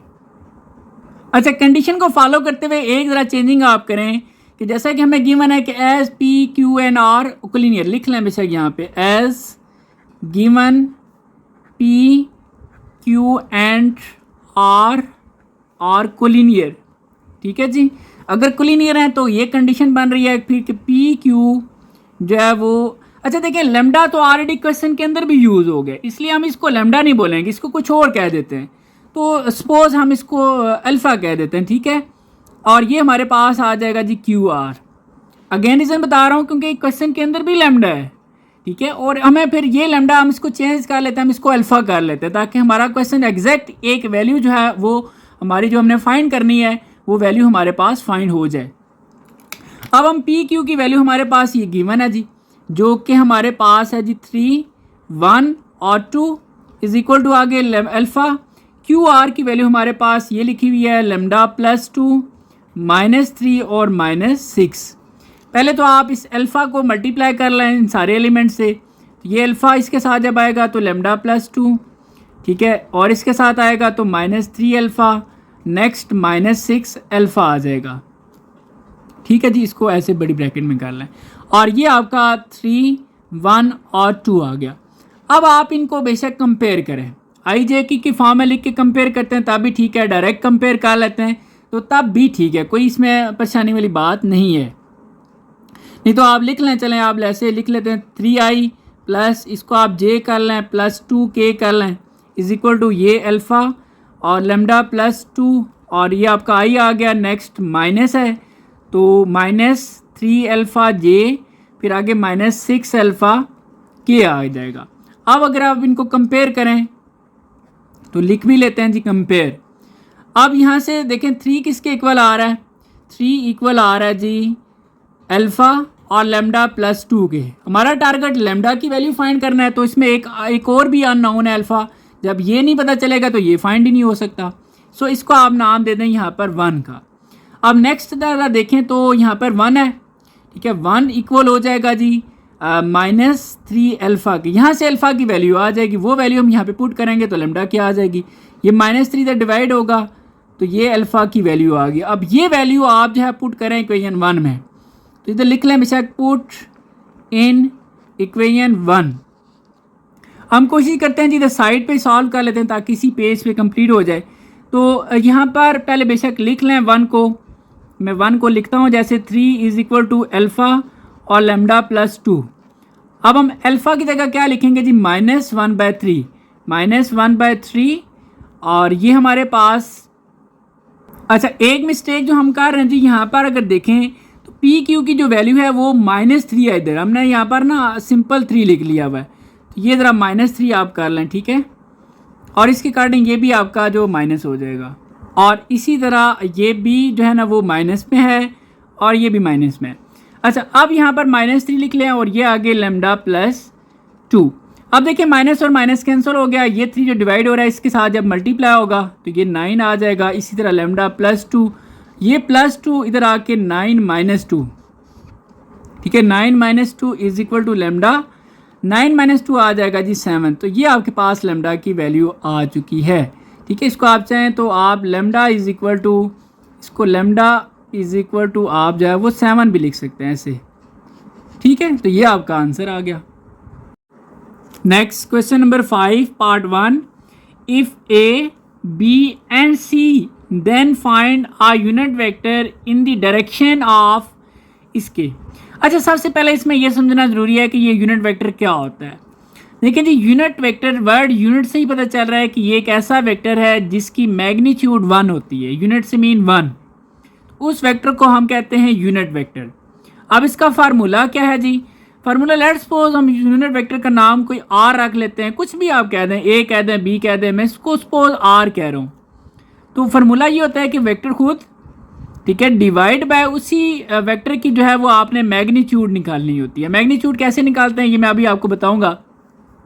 तो ये इसका एक फार्मूला है। अब हमने जिसकी डायरेक्शन में जो वेक्टर फाइंड करना है, एक्चुअली हमारा ये वेक्टर है। अब ये वेक्टर हमें प्रॉपर भी क्लियर नहीं है, इसमें 3a की वैल्यू ये पुट होगी, b की वैल्यू आएगी, c की वैल्यू आएगी, ये सॉल्व होगा तो वो प्रॉपर समझ लें कि r बन जाएगा और फिर उसकी हम मैग्नीट्यूड फाइंड करके डिवाइड करेंगे, फिर वो फाइंड होगा। इसलिए मैंने क्या किया जी, ये दोबारा से लिख लिया। अब इसमें 2a की वैल्यू हमारे पास जो है ये गिवन है, मैं लिख लेता हूँ जी i - 2j और प्लस k, फिर आगे माइनस, फिर आगे 3 और b की जो वैल्यू है वो हमारे पास i - j - k है, फिर नेक्स्ट प्लस c है जी, प्लस और c की वैल्यू ये एंड पर गिवन है जी 2i प्लस k। अब इसको पहले हम सॉल्व करेंगे, फिर वो वेक्टर आ जाएगा और वो वेक्टर और उसकी मैग्नीट्यूड निकाल के डिवाइड करके हमारे पास जो है ना वो एक्चुअल फाइंड हो जाएगा। अब देखें जी 2 को आप मल्टीप्लाई करें तो ये आ जाएगा 2i - 2 2 ये आ जाएगा 4j प्लस 2k। इसके बाद नेक्स्ट -3i, क्योंकि बाहर माइनस है इसलिए ये प्लस 3j हो जाएगा और नेक्स्ट भी प्लस हो जाएगा 3k, फिर प्लस 2i और प्लस k। अब यहाँ पर याद रखना है कि i वाला i के साथ सॉल्व होगा, j वाला j के साथ और k वाला k के साथ। i के अगर हम देखें तो यहाँ पर 2 है, इसके अलावा -3 है और इसके अलावा 2 है, 3 नंबर्स है। तो आप इस तरह करें, लिख लें ऐसे 2 और नेक्स्ट -3 और इसके बाद प्लस 2 लिख के ब्रैकेट क्लोज कर लें और आई लिख लें साथ। ये आई के सारे मतलब आप समझ लें आई आपने कॉमन ले लिया। अब नेक्स्ट प्लस बना लें हमेशा से। आगे जे के देखें -4 है, इसके बाद नेक्स्ट +3 है जी और इसका तो आगे था ही नहीं, इसको आप क्लोज कर दें और ये आ गया जे प्लस, फिर आप के लिखें 2 है, 2 और +3 और प्लस इसका जब कुछ भी नहीं है तो ये 1 आ जाएगा और ये के। अब आपके लिए देखें ये इजी हो गया। अब आप इन तीनों को इजीली सॉल्व कर सकते हैं। ये आपके पास आ जाएगा आई, ठीक है, 2 2 4 4 में से 3 माइनस करेंगे तो 1 1 लिखने की ज़रूरत नहीं है। आगे नेक्स्ट -4 +3 माइनस आएगा -1, तो आप यहाँ पर लिख लें -j और ये सॉल्व होके आ जाएगा +6k। ये वेक्टर एक्चुअली वेक्टर फाइंड हो चुका है, इसी की बात हो रही थी, ये वेक्टर है। अब इसकी आपने क्योंकि मैग्नीट्यूड भी, ये वेक्टर तो फाइंड हो गया, अब मैग्नीट्यूड फाइंड करनी है। तो मैग्नीट्यूड कैसे फाइंड करते हैं जी? मैग्नीट्यूड हमने चूँकि इसी की वैल्यू फाइंड करनी है तो ये 2a -3b और +c, मैग्नीट्यूड के जो सिंबल है वो ये इस तरह लाइन लगानी है और यहाँ पर फार्मूला है जी मैग्नीट्यूड का, i के साथ जो वैल्यू है, ठीक है, 1 है तो 1 का स्क्वायर फिर प्लस अब जे का -1 है तो -1 का स्क्वायर, फिर प्लस आगे 6 का स्क्वायर। ठीक है जी, ये फार्मूला है। अब 1 का स्क्वायर 1 प्लस नेक्स्ट भी देखें पावर इवन हो तो माइनस प्लस हो जाता है, और 1 का स्क्वायर 1 प्लस 6 का स्क्वायर आ जाएगा 36। इन तीनों को आप सॉल्व कर लें तो ये 38 आ जाएगा। 38 का मजीद कोई ऐसा नंबर नहीं है, इसको हम 38 ही रहने देते हैं। अब हमने फाइंड करना है जी यूनिट वेक्टर। हम लिख लेते हैं यहाँ पे कि हमारा टारगेट क्या था कि यूनिट वेक्टर, ठीक है, unit vector in the direction of, ठीक है जी, in the direction of 2a -3b, ये क्वेश्चन में लिखा हुआ है सारा, प्लस c, इसकी डायरेक्शन में।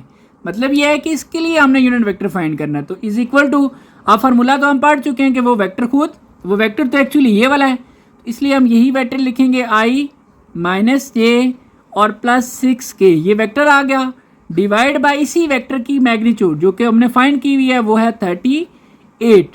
अब इसको ना i के साथ, j के साथ, k के साथ अलग अलग डिवाइड कर लें। इसके साथ कुछ भी नहीं है तो 1 डिवाइड बाय √38 और ये i आ गया। नेक्स्ट -1/√38 तो ये j, फिर प्लस अब इसके साथ 6 है तो ये 6/38 और ये k आ गया। और यही आपका फाइनल जो है वो आंसर है, यही हमने फाइंड करना था। अब नेक्स्ट पार्ट 2 है जी, यूज वेक्टर्स। हमने वेक्टर्स को यूज़ करना है to find the length of diagonals of a parallelogram having adjacent side. सबसे पहला पॉइंट हम ये समझ लेते हैं कि ये पैरेललोग्राम क्या है, फिर इसके बाद हम स्टेप बाय स्टेप क्वेश्चन को सॉल्व करते हैं। तो पैरेललोग्राम का जिक्र हुआ है तो यहाँ पर हम एक छोटी सी एक रफ सी पैरेललोग्राम बना लेते हैं जी। कोई इतनी ज़्यादा अच्छी तो नहीं बनेगी मुझसे, लेकिन आप लोगों ने अच्छी सी बना लेनी है, ठीक है। तो ये सपोज जी हमारे पास जो है वो एक पैरेललोग्राम बन गई है। इसको कोई नाम भी दे देते हैं जी। ये हमारे पास ए हो गया, इसको हम बी कह देते हैं, इसको सी और इसको हम डी कह देते हैं। ये होगी हमारी पैरेललोग्राम। अब उसमें इस चीज़ का जिक्र क्या हुआ है जी, यूज़ वेक्टर्स, वेक्टर्स को यूज़ करना है। अब वेक्टर्स को अगर हम देखें तो फिर हमने ये देखना है कि लेट्स, आपको पता है पैरेललोग्राम में ये दोनों साइड्स एक दूसरे के पैरेलल होती हैं और ये एक दूसरे के पैरेलल होती हैं। अब लेट्स सपोज इसकी डायरेक्शन हम इधर कर लेते हैं तो इसकी डायरेक्शन भी इधर कर लेते हैं, और ये डायरेक्शन हमारे पास ये ऊपर की तरफ होगी तो ये भी हमारे पास ऊपर की तरफ होगी, ठीक है जी। अच्छा, to find the length of diagonals, अच्छा ये होते हैं जी डायगोनल, ये ठीक है, इसको हम लाइन लगा लेते हैं ऐसे। ये डायगोनल है एक, और एक डायगोनल हमारे पास ये वाला है।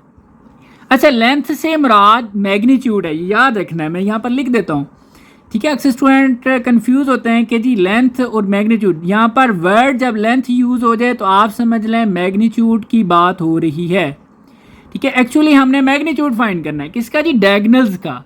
अच्छा, वर्ड डायगोनल्स है, एस मतलब दोनों डायगोनल्स की फाइंड करने का लिखा होता है ना, लेंथ ऑफ डायगोनल, तो आप किसी एक की फाइंड कर सकते थे, लेकिन जब ये यूज़ हो गया कि लेंथ ऑफ डायगोनल्स मतलब दोनों की मैग्नीट्यूड फाइंड करनी है ऑफ पैरेललोग्राम, ठीक है जी। ये पैरेललोग्राम है having adjacent sides. Adjacent sides क्या होती है, लेट्स सपोज ये एक साइड ये है, इसके साथ जो जुड़ी हुई है, या तो वो ये भी आप कर सकते हैं, इधर से ये भी कर सकते हैं, ठीक है, एडजेसेंट साइड्स। अब वो कहते हैं और ये गिवन है, मतलब एक ही है। सपोज हम इसको कह देते हैं जी ये हमारे पास i प्लस जे होगी, इसके साथ एडजेसेंट हम ये कर लेते हैं जो कि कितनी है जी i -2j। ये तो हमारा कुछ क्वेश्चन की स्टेटमेंट के अकॉर्डिंग हमने जो डायग्राम बनाई है। अब अगर आप ज़रा देखें तो क्वेश्चन में हमने अगर सपोज कर लिया ये दो एक्चुअली साइड्स हैं, तो ए बी को हम कह देते हैं और इसको हम बी सी कह देते हैं। यहाँ पर लिख लें बेशक कि ए बी जो है वो आपके पास है i प्लस जे के इक्वल है, और नेक्स्ट बी सी जो है, बी सी जो है वो आपके पास इक्वल है जी i -2j के। और टारगेट हमारा क्या है जी, टारगेट हमारा डायगोनल्स है। तो सपोज हम सबसे पहले डायगोनल फाइंड कर लेते हैं जी ए सी। तो एक ज़रा हेडिंग बना लेते हैं ताकि क्लियर हो जाए। डायगोनल ए सी हम फाइंड करने लगे हैं, ठीक है जी, ये हमारा टारगेट। अब ए सी कैसे फाइंड होगा, देखिए जी ए सी यहाँ पर ना हम हेड टू टेल रूल को भी यूज़ कर लेंगे, या इसको आप ट्राइंगल लॉ ऑफ एडिशन भी कह सकते हैं जी। तो देखें अब ए बी, इसमें अगर आप ऐड करें बी सी तो ये आपके पास ए सी आ जाएगा। आपने ए सी की डायरेक्शन ज़रा देखनी है क्योंकि वेक्टर्स की बात हुई थी ना। अब ए सी, ये बी सी, ये पहला वेक्टर, ये दूसरा वेक्टर, तीसरा जो है वो पहले की टेल के साथ होगा, उसका हेड के साथ होगा। तो ये आप इसको यूं कर लें। सो इसके अकॉर्डिंग यहाँ पर आपके पास जो एक फार्मूला सा बन रहा है, वो फार्मूला ये बन रहा है कि ए सी किसके इक्वल बन रहा है जी? ए सी जो है वो आपका इक्वल बन रहा है ए बी के, ए बी, ठीक है, प्लस बी सी के। ये आपके पास ना एक फार्मूला सा बन गया। ये आपने कैसे बनाया? इसको आप हेड टू टेल रूल भी कह सकते हैं, इसको आप चाहें तो ट्रायंगल लॉ ऑफ एडिशन भी आप कह सकते हैं, ठीक है, कुछ भी वर्ड यूज़ कर लें। मैं लिख देता हूँ। तो ये मैंने लिख दिया जी। ये आपकी बुक का पेज 82 पे ये चीज़ें मेंशन है, आप एक दफ़ा उनको रीड कर लें, ठीक है। अब देखें जी, ए बी आपके पास, ए बी जो है वो आई प्लस जे के इक्वल है, ठीक है, प्लस आगे बी सी जो है वो आपके पास आई माइनस 2 जे के इक्वल हो गया। आप ब्रैकेट्स को ख़त्म कर लें, सॉल्व कर लें, आई प्लस जे प्लस आई माइनस 2 जे। अब आई वाला आई के साथ सॉल्व हो जाएगा, तो यहाँ पर इधर आई के साथ 1 है, इधर भी 1 है, तो ये आ जाएगा जी 2i, और जे का 1 और -2, तो ये -j आ गया। तो ये आपके पास ए सी फाइंड हो चुका है जी। अब ए सी बेसिकली डायगोनल है, इसकी मैग्नीट्यूड फाइंड करनी है। तो टारगेट हमारा मैग्नीट्यूड है, तो मैग्नीट्यूड का ये सिंबल है, और फार्मूला इसका ये है कि आई के साथ जो कंपोनेंट है जी 2 का स्क्वायर प्लस, अब जे के साथ -1 है, -1 का स्क्वायर के होता तो के का भी कर लेते, और ये आ जाएगा जी 4 + 1, और ये इक्वल आ जाएगा 5। इसके साथ जो भी इसका यूनिट है जी, हम साथ सिंपल वर्ड लिख देते हैं यूनिट्स, मतलब इसके साथ जो भी होगा, ठीक है। तो ये फाइंड हो गया जी। अब दूसरा जो हमारे पास डायगोनल है वो है जी बी डी। अब बी डी की डायरेक्शन भी ज़रा हम बना लेते हैं, कैसे बनानी है। तो बी डी के लिए देखें, सपोज करें ये एक वेक्टर है, दूसरा वेक्टर हम ये वाला कर लेते हैं ऐसे, ठीक है। इसलिए इसकी डायरेक्शन आपने इसी तरफ रखनी है। तो ये एज अ यूनिट वेक्टर बनाया है, क्या नाम है इसका, रिजल्टेंट वेक्टर इसको आप कह सकते हैं, ठीक है। ये पहला वेक्टर, ये दूसरा, और ये इन दोनों का रिजल्टेंट है। अच्छा, इसकी वैल्यू तो हमें गिवन है, इसकी वैल्यू, जो वैल्यू इधर है वही वैल्यू इसके लिए भी यूज़ होगी, क्योंकि ये और ये पैरेलल है। पैरेललोग्राम में यही होता है, पैरेलल हैं और एक दूसरे के इक्वल भी होते हैं, इसलिए जो वैल्यू यहाँ पर यूज़ हो रही है वही वैल्यू इधर भी यूज़ होगी। सो इस तरह हमारे पास बी डी फाइंड हो जाएगा। तो यहाँ पर हम क्या फार्मूला लिखेंगे वो ज़रा आपने देखना है जी। तो दूसरे डायगोनल के लिए ये हमने फार्मूला बना लिया है। अब ए बी, उसमें प्लस बी डी करेंगे, और ये इनका रिजल्टेंट आएगा ए डी। जैसा कि मैंने आपको डायग्राम में बताया, अगेन रिपीट कर रहा हूँ, ए बी को जमा करेंगे बी डी के साथ, और फिर आपका ए डी आ जाएगा।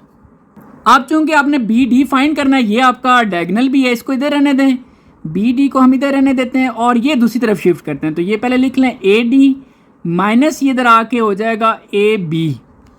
अब यहाँ पर ए डी जो है, आपको मैंने भी बताया कि ए डी आपका इक्वल है बी सी के। ये मैं क्यों लिख रहा हूँ, क्योंकि बी सी की वैल्यू हमें पता है, जो वैल्यू बी सी की है वही वैल्यू ए डी की भी होगी। अगेन रिपीट कर रहा हूँ, देखें, जो वैल्यू बी सी की है, क्योंकि ये इसके पैरेलल है, मतलब दोनों इक्वल है, तो जो वैल्यू बी सी की है वही वैल्यू ए डी की होगी। तो ये वैल्यू हम कंसिडर करेंगे ए डी के लिए। आयोटा कह रहा हूँ, आई -2j। तो लिख लेते हैं जी यहाँ पर आई -2j माइनस ए बी की तो वैल्यू सिंपल है जी, जो कि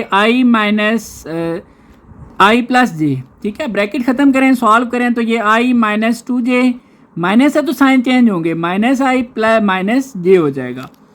अब यहाँ पर देखें तो आई का यहाँ पर 1 है, इधर भी 1 है, 1 - 1, ये तो 0 हो जाएगा, ठीक है, 0i। इसके बाद नेक्स्ट जे का -2 - 1, तो -3j। आपके पास ये आपके वेक्टर फाइंड हो चुका है जी बी डी। आप चाहें तो सिंपल इसको -3j लिख लें, ठीक है। और टारगेट हमारा इसकी मैग्नीट्यूड है, तो बी डी की जो मैग्नीट्यूड है वो हमारे पास इक्वल होगी जी 0 का स्क्वायर, और इसके बाद प्लस फिर -3 का स्क्वायर, और ये इक्वल आएगा 0 का स्क्वायर, तो 0 ही होगा, लिखने की ज़रूरत नहीं है, पावर इवन है, ये प्लस हो जाएगा, 3 का स्क्वायर 9, और ये इक्वल आ जाएगा जी 3, और साथ इसका जो भी यूनिट होगा हम साथ लिख देते हैं यूनिट्स। तो ये आपके पास जो है वो सॉल्व हो जाता है क्वेश्चन। आगे नेक्स्ट क्वेश्चन नंबर 6 है जी, और इसमें एक स्टूडेंट्स ने भी मुझे कहा कि सर क्वेश्चन नंबर 6 जो है वो चेक करके बताएं, कि स्टूडेंट्स का कहना था कि सर इसमें मिस्टेक्स हैं, क्वेश्चन ठीक नहीं है। तो खैर मैंने भी इसको चेक किया है तो मुझे भी इसमें जो है ना वो मिस्टेक ही लग रही है, क्योंकि डिफरेंट मेथड से सॉल्व करने की कोशिश की है। तो बहरहाल जी अभी मैं इस क्वेश्चन 6 का जो पार्ट 1 है ये सॉल्व नहीं कर रहा। जब इसको मैं मज़ीद डिटेल से चेक करूँगा, इसमें जो चलें जो है ना वो इस चीज़ें करेक्ट करनी पड़ी वो करेक्ट करके इसको मैं सॉल्व कर दूँगा।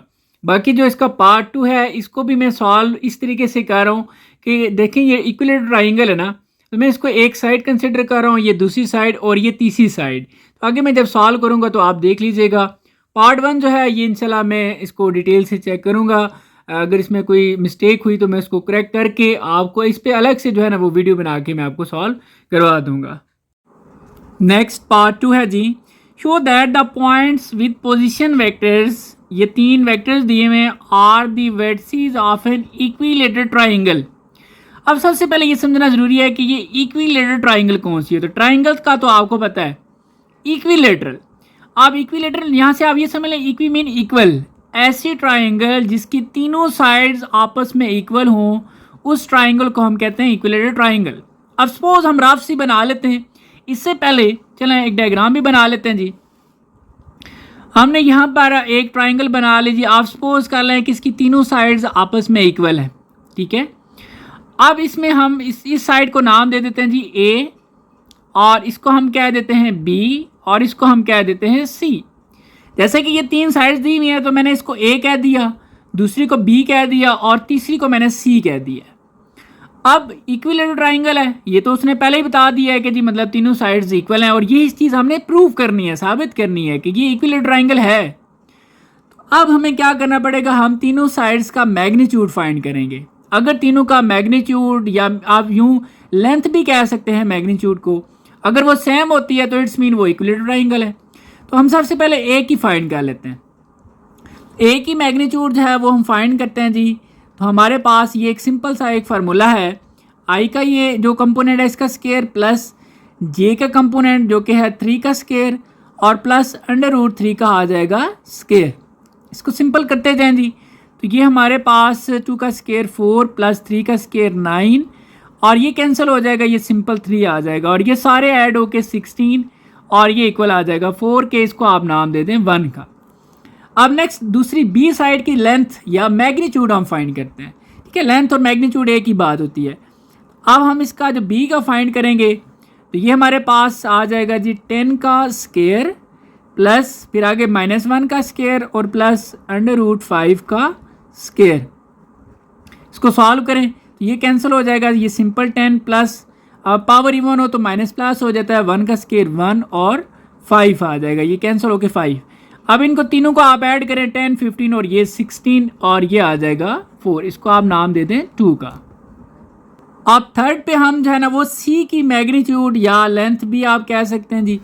तो ये -3 का स्केयर प्लस √3 का स्केयर प्लस 2 का square which is equal to ये आ जाएगा 9 प्लस ये कैंसिल होके सिंपल 3 प्लस 2 का स्केयर 4। इन तीनों को आपस में ऐड करें 9 और 13, ये 16 आ जाएगा और ये भी 4। अब देखें तीनों की जो मैग्नीट्यूड है या लेंथ देखें सेम है, जब सेम है तो इससे ये साबित हो गया कि ये जो है ना इक्विलेटरल ट्राइंगल ही है। सो यहाँ पर हम लिख लेते हैं from 1 2 and 3 the triangle is an equilateral triangle. तो ये बात प्रूव होगी है। Next question number 7 part 1, find the value of lambda. Lambda की वैल्यू हमने फाइंड करनी है फॉर विच ये कंडीशन गिवन है, और इसमें एक ए वेक्टर की ये मैग्नीट्यूड है इज इक्वल टू 3 और बी वेक्टर और इसकी ये मैग्नीट्यूड ए बी आपको दिए हुए हैं। लेकिन ये हम इस कंडीशन को यूज़ करते हुए लेमडा की वैल्यू फाइंड कर सकते हैं। अब कंडीशन क्या है जी, इसको हम यहाँ पर लिख लेते हैं। ए वेक्टर की ये मैग्नीट्यूड इक्वल है आगे 3 और ये बी वेक्टर की मैग्नीट्यूड। कि मैग्नीट्यूड का वर्ड इसलिए मैं यूज़ कर रहा हूँ क्योंकि ये देखें ये जो लाइन से लगी है ना इसका मतलब मैग्नीट्यूड है। अब सबसे पहला काम हम ये करेंगे कि हम ए की वैल्यू यहाँ पे पुट करेंगे। तो ये सिंबल इसी तरह ए की वैल्यू ये ऊपर लिखी हुई है, तो ये हमारे पास आई -3j और प्लस लेमडा के आ गया इज इक्वल टू, नेक्स्ट हमारे पास ये 3 है और बी की जो वैल्यू है वो हमारे पास i + 2j - k आ जाएगा। ठीक है, अब 3 को पहले आप इससे मल्टीप्लाई कर लें तो ये आपके पास 3i प्लस 3 2 ज़ार 6 जे आ जाएगा और -3k। ठीक हो गया जी। और ये वाला वेक्टर्स आप इसी तरह ही लिख लें 3j और प्लस लेमडा k। अब देखें जब ये साइन पड़ा हुआ है तो इसका मतलब है आपने मैग्नीट्यूड लेनी है। आगे हम मैग्नीट्यूड ले लेते हैं। मैग्नीट्यूड का फार्मूला है कि जिसका जो कंपोनेंट है i के साथ 1 है 1 का स्क्वायर और j के साथ फिर -3 है इसका स्क्वायर प्लस k के साथ लेमडा का स्क्वायर इज इक्वल टू, यहाँ पर भी ऐसे ही करना है जी। ये आ जाएगा 3 का स्क्वायर प्लस आगे 6 का स्क्वायर फिर प्लस और आगे -3 का स्क्वायर। अब देखें दोनों तरफ स्क्वायर रूट है तो आप अगर स्क्वायर लें तो ये दोनों तरफ से कैंसिल हो जाएगा। यहाँ पर लिख लें taking square on both side. जब आप स्क्वायर लेंगे तो ये जो स्क्वायर रूट है ये ऊपर से कैंसिल हो जाएगा। 1 का स्क्वायर 1 प्लस आगे -3 का स्क्वायर ये आ जाएगा 9 प्लस लेमडा का स्क्वायर इज इक्वल टू ये बनेगा जी 9 प्लस आगे सॉरी ये 36 आ जाएगा और प्लस 9। इन तीनों को अगर आप ऐड कर लें तो ये 54 बन रहा है। 9 और 1 ये आ जाएगा 10 प्लस लेमडा का स्क्वायर। लेमडा की वैल्यू हमने फाइंड करनी है सो ये इधर आके 54 माइनस 10 हो जाएगा और इधर लेमडा का स्क्वायर तो ये हमारे पास 44 आता है जी। ठीक है, अब स्क्वायर ख़त्म करने के लिए taking square root on both side लिख लेते हैं जी। Taking square root on both side. जब लेमडा का स्क्वायर रूट लेंगे तो ये सिंपल लेमडा रह जाएगा, स्क्वायर इसका कैंसिल हो जाएगा और 44 का आप इसी तरह जो है ना वो स्क्वायर रूट ले लें। ठीक है जी, और 44 का चलें इसका भी ऐसे लिख लेते हैं। ये हो गया कैंसिल। अब ये आ गया लेमडा। सबसे पहले जब इसके रूट लेते हैं तो हम इसका प्लस माइनस लिखते हैं। ठीक है, और 44 को अगर आप कैलकुलेटर पे लिखें तो ये आपके पास आ जाएगा 2√11। अब कैसे देखें 44 को हम लिख सकते हैं जी 4 × 11। अब 4 का होता है 2 और 11 इसी तरह। ठीक है, ये आप कैलकुलेटर से लिखेंगे और साथ प्लस माइनस तो ये आपके पास जो है ना वो लेमडा की जो है वो वैल्यू आ चुकी है। ठीक है जी, नेक्स्ट पार्ट 2 है जी if A and B check whether A. देखें यहाँ पर ए का मैग्नीट्यूड इज इक्वल है बी के मैग्नीट्यूड। वो आपको कह रहा है कि आप चेक करके बताएं कि जो दो वेक्टर्स हैं इनकी मैग्नीट्यूड्स आपस में इक्वल हैं या फिर ये डायरेक्ट ए इक्वल है बी के। ठीक है, अब देखें ये जो मैग्नीट्यूड का सिंबल होता है कि ए का मैग्नीट्यूड इक्वल है बी के मैग्नीट्यूड के, या तो ये बात होगी या फिर और ए इक्वल होगा बी के। तो हम डायरेक्ट भी देख सकते हैं ए जो है ये ए की वैल्यू है ये बी की है। तो आई का अगर आप देखें तो 2 है, इधर आई का देखें तो -3 है। जे का कंपोनेंट देखें तो 3 है, इधर 2 है। तो इससे तो ये तो क्लियर हो गया कि ये आपस में इक्वल नहीं है। लेकिन हम फिर भी अब देखेंगे फिर कि मैग्नीट्यूड आपस में इक्वल है कि नहीं। दोनों ऑप्शंस में से दोनों को सॉल्व करेंगे और फिर हम अपना पॉइंट ऑफ व्यू इस पर देंगे। तो सबसे पहले हम यहाँ पर सॉल्व कर लेते हैं। एज गिवन हम लिख लेते हैं कि एज गिवन ए की वैल्यू हमें दी हुई है जी 2i + 3j और हमें जो बी की वैल्यू दी गई है वो हमारे पास है -3i + 2j। अच्छा, अगर हम पहले ये कंडीशन देख रहे हैं ए बी के इक्वल है कि नहीं, मतलब दो वेक्टर्स आपस में ऐसे देखा जाता है कि इक्वल है कि नहीं कि आप उनका आई कंपोनेंट देखें, अगर वो इक्वल हैं तो वो आपस में हो सकते हैं। जैसे इधर 2 है इधर -3 है। अब ये तो क्लियर हो गया कि ए बी के इक्वल नहीं। ये कंडीशन सेटिस्फाई नहीं हो रही। क्यों नहीं हो रही, हम लिख देते हैं सिंस चूँकि क्रॉसपोंडिंग इन कंपोनेंट। ठीक है, यहाँ पर हम वर्ड यूज़ करेंगे क्रॉसपोंडिंग। ठीक है, क्रॉसपोंडिंग कंपोनेंट्स। अब क्रॉसपोंडिंग कंपोनेंट्स कौन से होते हैं कि आई के मुकाबले आई वाला आएगा, जे के मुकाबले में जे वाला देखा जाएगा। तो since corresponding components of A and B are not same, ठीक है, सेम नहीं है, सो ए जो है वेक्टर इक्वल नहीं है वेक्टर बी के। ये बात तो होगी क्लियर क्योंकि इसमें 2 इक्वल नहीं है -3 के। ठीक है, अब रीज़न यहाँ पर देख लें 2 इक्वल नहीं है -3 के, ये तो आई के कंपोनेंट हो गए। अब जे के लिए अगर आप देखें तो 3 जो है वो इक्वल नहीं है 2 के। सो दूसरी कंडीशन पे अब आ जाते हैं, मैग्नीट्यूड देख लेते हैं जी। ठीक है, तो यहाँ पर हम मैग्नीट्यूड फाइंड करते हैं। अब ए का मैग्नीट्यूड क्या होगा जी, ए का मैग्नीट्यूड, तो मैग्नीट्यूड ए के लिए हमारे पास ये जो फार्मूला है कि 2 का स्क्वायर, ये 2 का स्क्वायर प्लस 3 का स्क्वायर प्लस 3 का स्क्वायर, और ये इक्वल आ जाएगा जी हमारे पास 4 प्लस 9, और ये इक्वल आता है जी 13 के। इसको आप नाम दे दें 1 का। अब बी का मैग्नीट्यूड फाइंड करें। अब बी भी हमें गिवन है, तो बी का जो मैग्नीट्यूड है जी वो इक्वल आएगा, देखें -3 का स्क्वायर प्लस 2 का स्क्वायर, तो -3 का स्क्वायर प्लस 2 का स्क्वायर, और ये आ जाएगा जी 9 प्लस 4, और ये भी आएगा 13। तो इससे देखा गया कि मैग्नीट्यूड इनकी आपस में इक्वल हैं। सो यहाँ पर हम कह देते हैं फ्रॉम 1 एंड 2 ए की मैग्नीट्यूड इक्वल है बी की मैग्नीट्यूड के। सो दोनों में से ये वाली जो कंडीशन है ये ट्रू हो गई है, और जो दूसरी कंडीशन थी वो फॉल्स हो गई है। ठीक हो गया जी, ये हमारा क्वेश्चन क्लियर है। Next question number 8, if A and B then find, part 1 है इसका जी कि वेक्टर, एक वेक्टर फाइंड करना है जिसकी मैग्नीट्यूड 5 है। अब वेक्टर हमें नहीं पता, लेकिन वेक्टर की मैग्नीट्यूड हमें पता है 5 है, और वो वेक्टर जो है वो डायरेक्शन में है इस वेक्टर के। अब पहले ये वेक्टर तो हम फाइंड कर लेंगे। एक्चुअली हमने यहाँ पर यूनिट वेक्टर इसका फाइंड करना है, और उसको फिर हमने 5 से मल्टीप्लाई कर देना है। इस तरह ये वेक्टर इसकी डायरेक्शन में आ जाएगा। सो यहाँ पर हमने पहले तो ये लिख लिया। अब ए की वैल्यू हमें गिवन है जो कि है जी 2i माइनस 3j और प्लस k। ठीक है जी, और फिर आगे माइनस, फिर आगे नेक्स्ट आ जाएगा 2, इसको बेशक ब्रैकेट में लिख लें ऐसे, और आगे b की वैल्यू जो कि यहाँ पर गिवन है i माइनस 3j और प्लस 5k।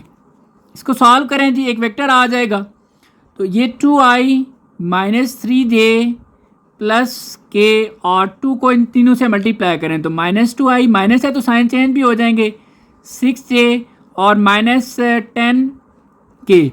अब यहाँ पर i वाला i के साथ सॉल्व होगा 2 - 2, ये तो 0 हो जाएगा, 0i। ठीक है, वैसे लिखें ना लिखें वो भी आपकी मर्ज़ी है। आगे नेक्स्ट -3 और +6, ये आ जाएगा +3j, और k का 1 है, इधर -10 है, तो ये -9k। ये वेक्टर आ गया जी। अब चूँकि इस वेक्टर की मैग्नीट्यूड भी हमने फाइंड करनी है, तो ये मैं आपको अभी आगे बताता हूँ कि आपका क्या इसका पूरे का प्रोसीजर क्या होगा।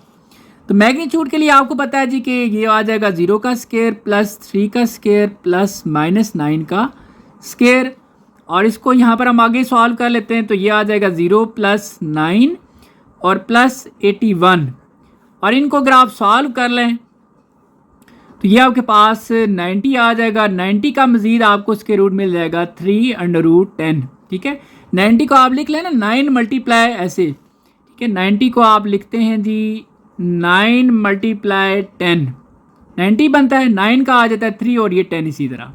ठीक है जी। अच्छा, अब आपने जो वेक्टर फाइंड करना है, सबसे पहले यहाँ पर आप लिख लेंगे कि यूनिट वेक्टर, ये आगे जाके आपको क्वेश्चन समझ आ जाएगा। ठीक है, अब unit vector in the direction of, सबसे पहले ये जो है ना इसका हम यूनिट वेक्टर फाइंड कर रहे हैं। आसान सा तरीका आपको पूरे क्वेश्चन का बता दूं, इसका यूनिट वेक्टर फाइंड करके उसको आपने 5 से मल्टीप्लाई कर देना, इस तरह आपका ये वेक्टर फाइंड हो जाएगा। इसका यूनिट कैसे फाइंड होगा यूनिट वेक्टर, तो देखें पहले तो हमने ये वेक्टर खुद फाइंड किया है, फिर इसकी मैग्नीट्यूड फाइंड की है। अब जो यूनिट वेक्टर का फार्मूला है जी कि वेक्टर हमारे पास ये वाला है 0i + 3j और -9k, ये वेक्टर, और डिवाइड बाय इसकी मैग्नीट्यूड हमने फाइंड कर लिया 3/10। अब इसको ना आप तीनों से अलग अलग डिवाइड कर दें, तो इसके साथ तो डिवाइड करने की ज़रूरत नहीं है क्योंकि ये सारा 0 ही हो जाना, इसको ही निकाल दें आप। डायरेक्ट आप 3 से डिवाइड करें, 3 और ये 3 × 10 और ये आ जाएगा j, फिर नेक्स्ट माइनस आगे 9, 3, 10 और ये k। ये मज़ीद सिंपल भी हो सकता है। और देखें ये 3 और 3 आपस में कैंसिल हो जाएंगे, तो ये 1/√10, ये आपका j आ गया, -3 × 1 = 3, 3 × 3 = 9, तो ये 3/√10 और ये k आ जाएगा। ठीक है जी, तो ये वेक्टर फाइंड हो चुका है। अब हमारा नेक्स्ट असल टारगेट आ जाता है कि vector of magnitude 5 in the direction. अब पहले तो हमने ये वेक्टर खुद फाइंड किया है सारा, क्योंकि एज अ डायरेक्शन के लिए फिर आप यूनिट वेक्टर इसका फाइंड कर लेते हैं। अब हम क्या करेंगे जी, सिंपली इसको इस सारे को 5 से मल्टीप्लाई कर देंगे, तो वो एक्चुअल जो हमने वेक्टर फाइंड करना चाह रहे हैं वो फाइंड हो जाएगा। तो ये j -3/10 और ये k। 5 को मल्टीप्लाई कर दें तो ये आ जाएगा जी 5/√10 j, फिर माइनस देखें 5 जब 3 से मल्टीप्लाई होगा तो ये 15/√10 और ये कि ये एक्चुअली आपका वेक्टर है जो आपने फाइंड करना था, जिसकी मैग्नीट्यूड जो है वो 5 है। नेक्स्ट क्वेश्चन नंबर 8 पार्ट 2 है। ए और बी तो वही वेक्टर्स हैं। Then find a vector of magnitude 3/7। अब आपने एक ऐसा वेक्टर फाइंड करना है जिसकी मैग्नीट्यूड 3/7 है, ऑपोजिट इन डायरेक्शन। अच्छा, ये वर्ड इसमें वेरी इंपॉर्टेंट है, ऑपोजिट। अब आपने ये वेक्टर पूरा फाइंड करना है, इसमें ए और ये बी की वैल्यू पुट करेंगे, वेक्टर आ जाएगा। फिर आपने इसकी मैग्नीट्यूड फाइंड करके यूनिट वेक्टर फाइंड करना है और उसके साथ आपने 3/7 मल्टीप्लाई करना है। लेकिन जब लिखा हुआ है ऑपोजिट इन डायरेक्शन, फिर आपने -3/7 से मल्टीप्लाई करना है। अब देखते जाएं। सबसे पहले इसका हम यूनिट वेक्टर फाइंड कर लेंगे। तो ये हमारे पास पहले तो वेक्टर तो पता चले, फिर मैग्नीट्यूड और फिर यूनिट वेक्टर। 3a, ए की वैल्यू आपके सामने ये लिखी हुई है जी 2i -3j और प्लस k। फिर आगे प्लस b की वैल्यू है हमारे पास i -3j और प्लस 5k।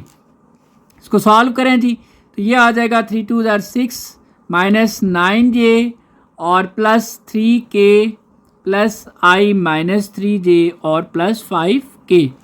ठीक है जी, i वाला i के साथ सॉल्व होगा 6 और ये 1, ये 7i आ जाएगा, -9 और -3 ये -12j और 3 और ये 5 ये आ जाएगा 8k। ये वेक्टर्स आ गया। अब आपने इसकी मैग्नीट्यूड फाइंड करनी है। तो 3a प्लस b और ये इसकी मैग्नीट्यूड हम फाइंड करेंगे। मैग्नीट्यूड का फार्मूला है जी i का कंपोनेंट का स्क्वायर प्लस जो j का है -12 इसका स्क्वायर प्लस k का जो है वो 8 का स्क्वायर। इसको सॉल्व करें। 7 का स्क्वायर आ जाता है जी 49 प्लस 12 का स्क्वायर 144। ठीक है, पावर इवन हो तो माइनस प्लस हो जाता है। और 8 का स्क्वायर आ जाएगा 64। तीनों को ऐड करें तो ये आपके पास 257 का कोई प्रॉपर स्क्वायर रूट नहीं है, तो इसको ऐसे ही रहने दें। अब आपने यूनिट वेक्टर्स का फाइंड करना है। सो ये हमने लिख लिया unit vector in the direction of. ठीक है, इसके डायरेक्शन में यूनिट वेक्टर कैसे फाइंड होगा? ये जो वेक्टर है, ठीक है, 7i -12j और प्लस 8k और डिवाइड बाई इसकी मैग्नीट्यूड जो हमने फाइंड किया है √257 आ गया। अब इसको आप तीनों से अलग अलग डिवाइड कर दें तो ये आपके पास 7/257, ठीक है, ये आपके पास i आ गया। नेक्स्ट -12/257 ये हो गया, प्लस 8/257 ये हो गया k। अब आपका असल टारगेट जो शुरू होगा वो यहाँ से स्टार्ट होता है कि जो आपने वेक्टर फाइंड करना है, vector of magnitude 3/7 opposite in direction. तो जब भी वर्ड ऑपोजिट यूज हो जाए तो आपने 3/7 जो भी नंबर है उसको साथ नेगेटिव लगा लेना है। इसको आपने इस सारे के साथ मल्टीप्लाई करना है। अब ये सारा यहाँ पर लिख लें। ठीक है जी, अगेन रिपीट कर रहा हूँ कि ये माइनस कहाँ से आया, ये इस ऑपोजिट डायरेक्शन की वजह से। ठीक है, डायरेक्शन उसके ऑपोजिट करने के लिए माइनस आ जाएगा। अब आप 7 से कैंसिल हो जाएगा तो ये -3/257 i आ गया। ठीक है, और नेक्स्ट फिर देखें, अब ये माइनस है, ये भी माइनस है, तो ये प्लस हो जाएगा।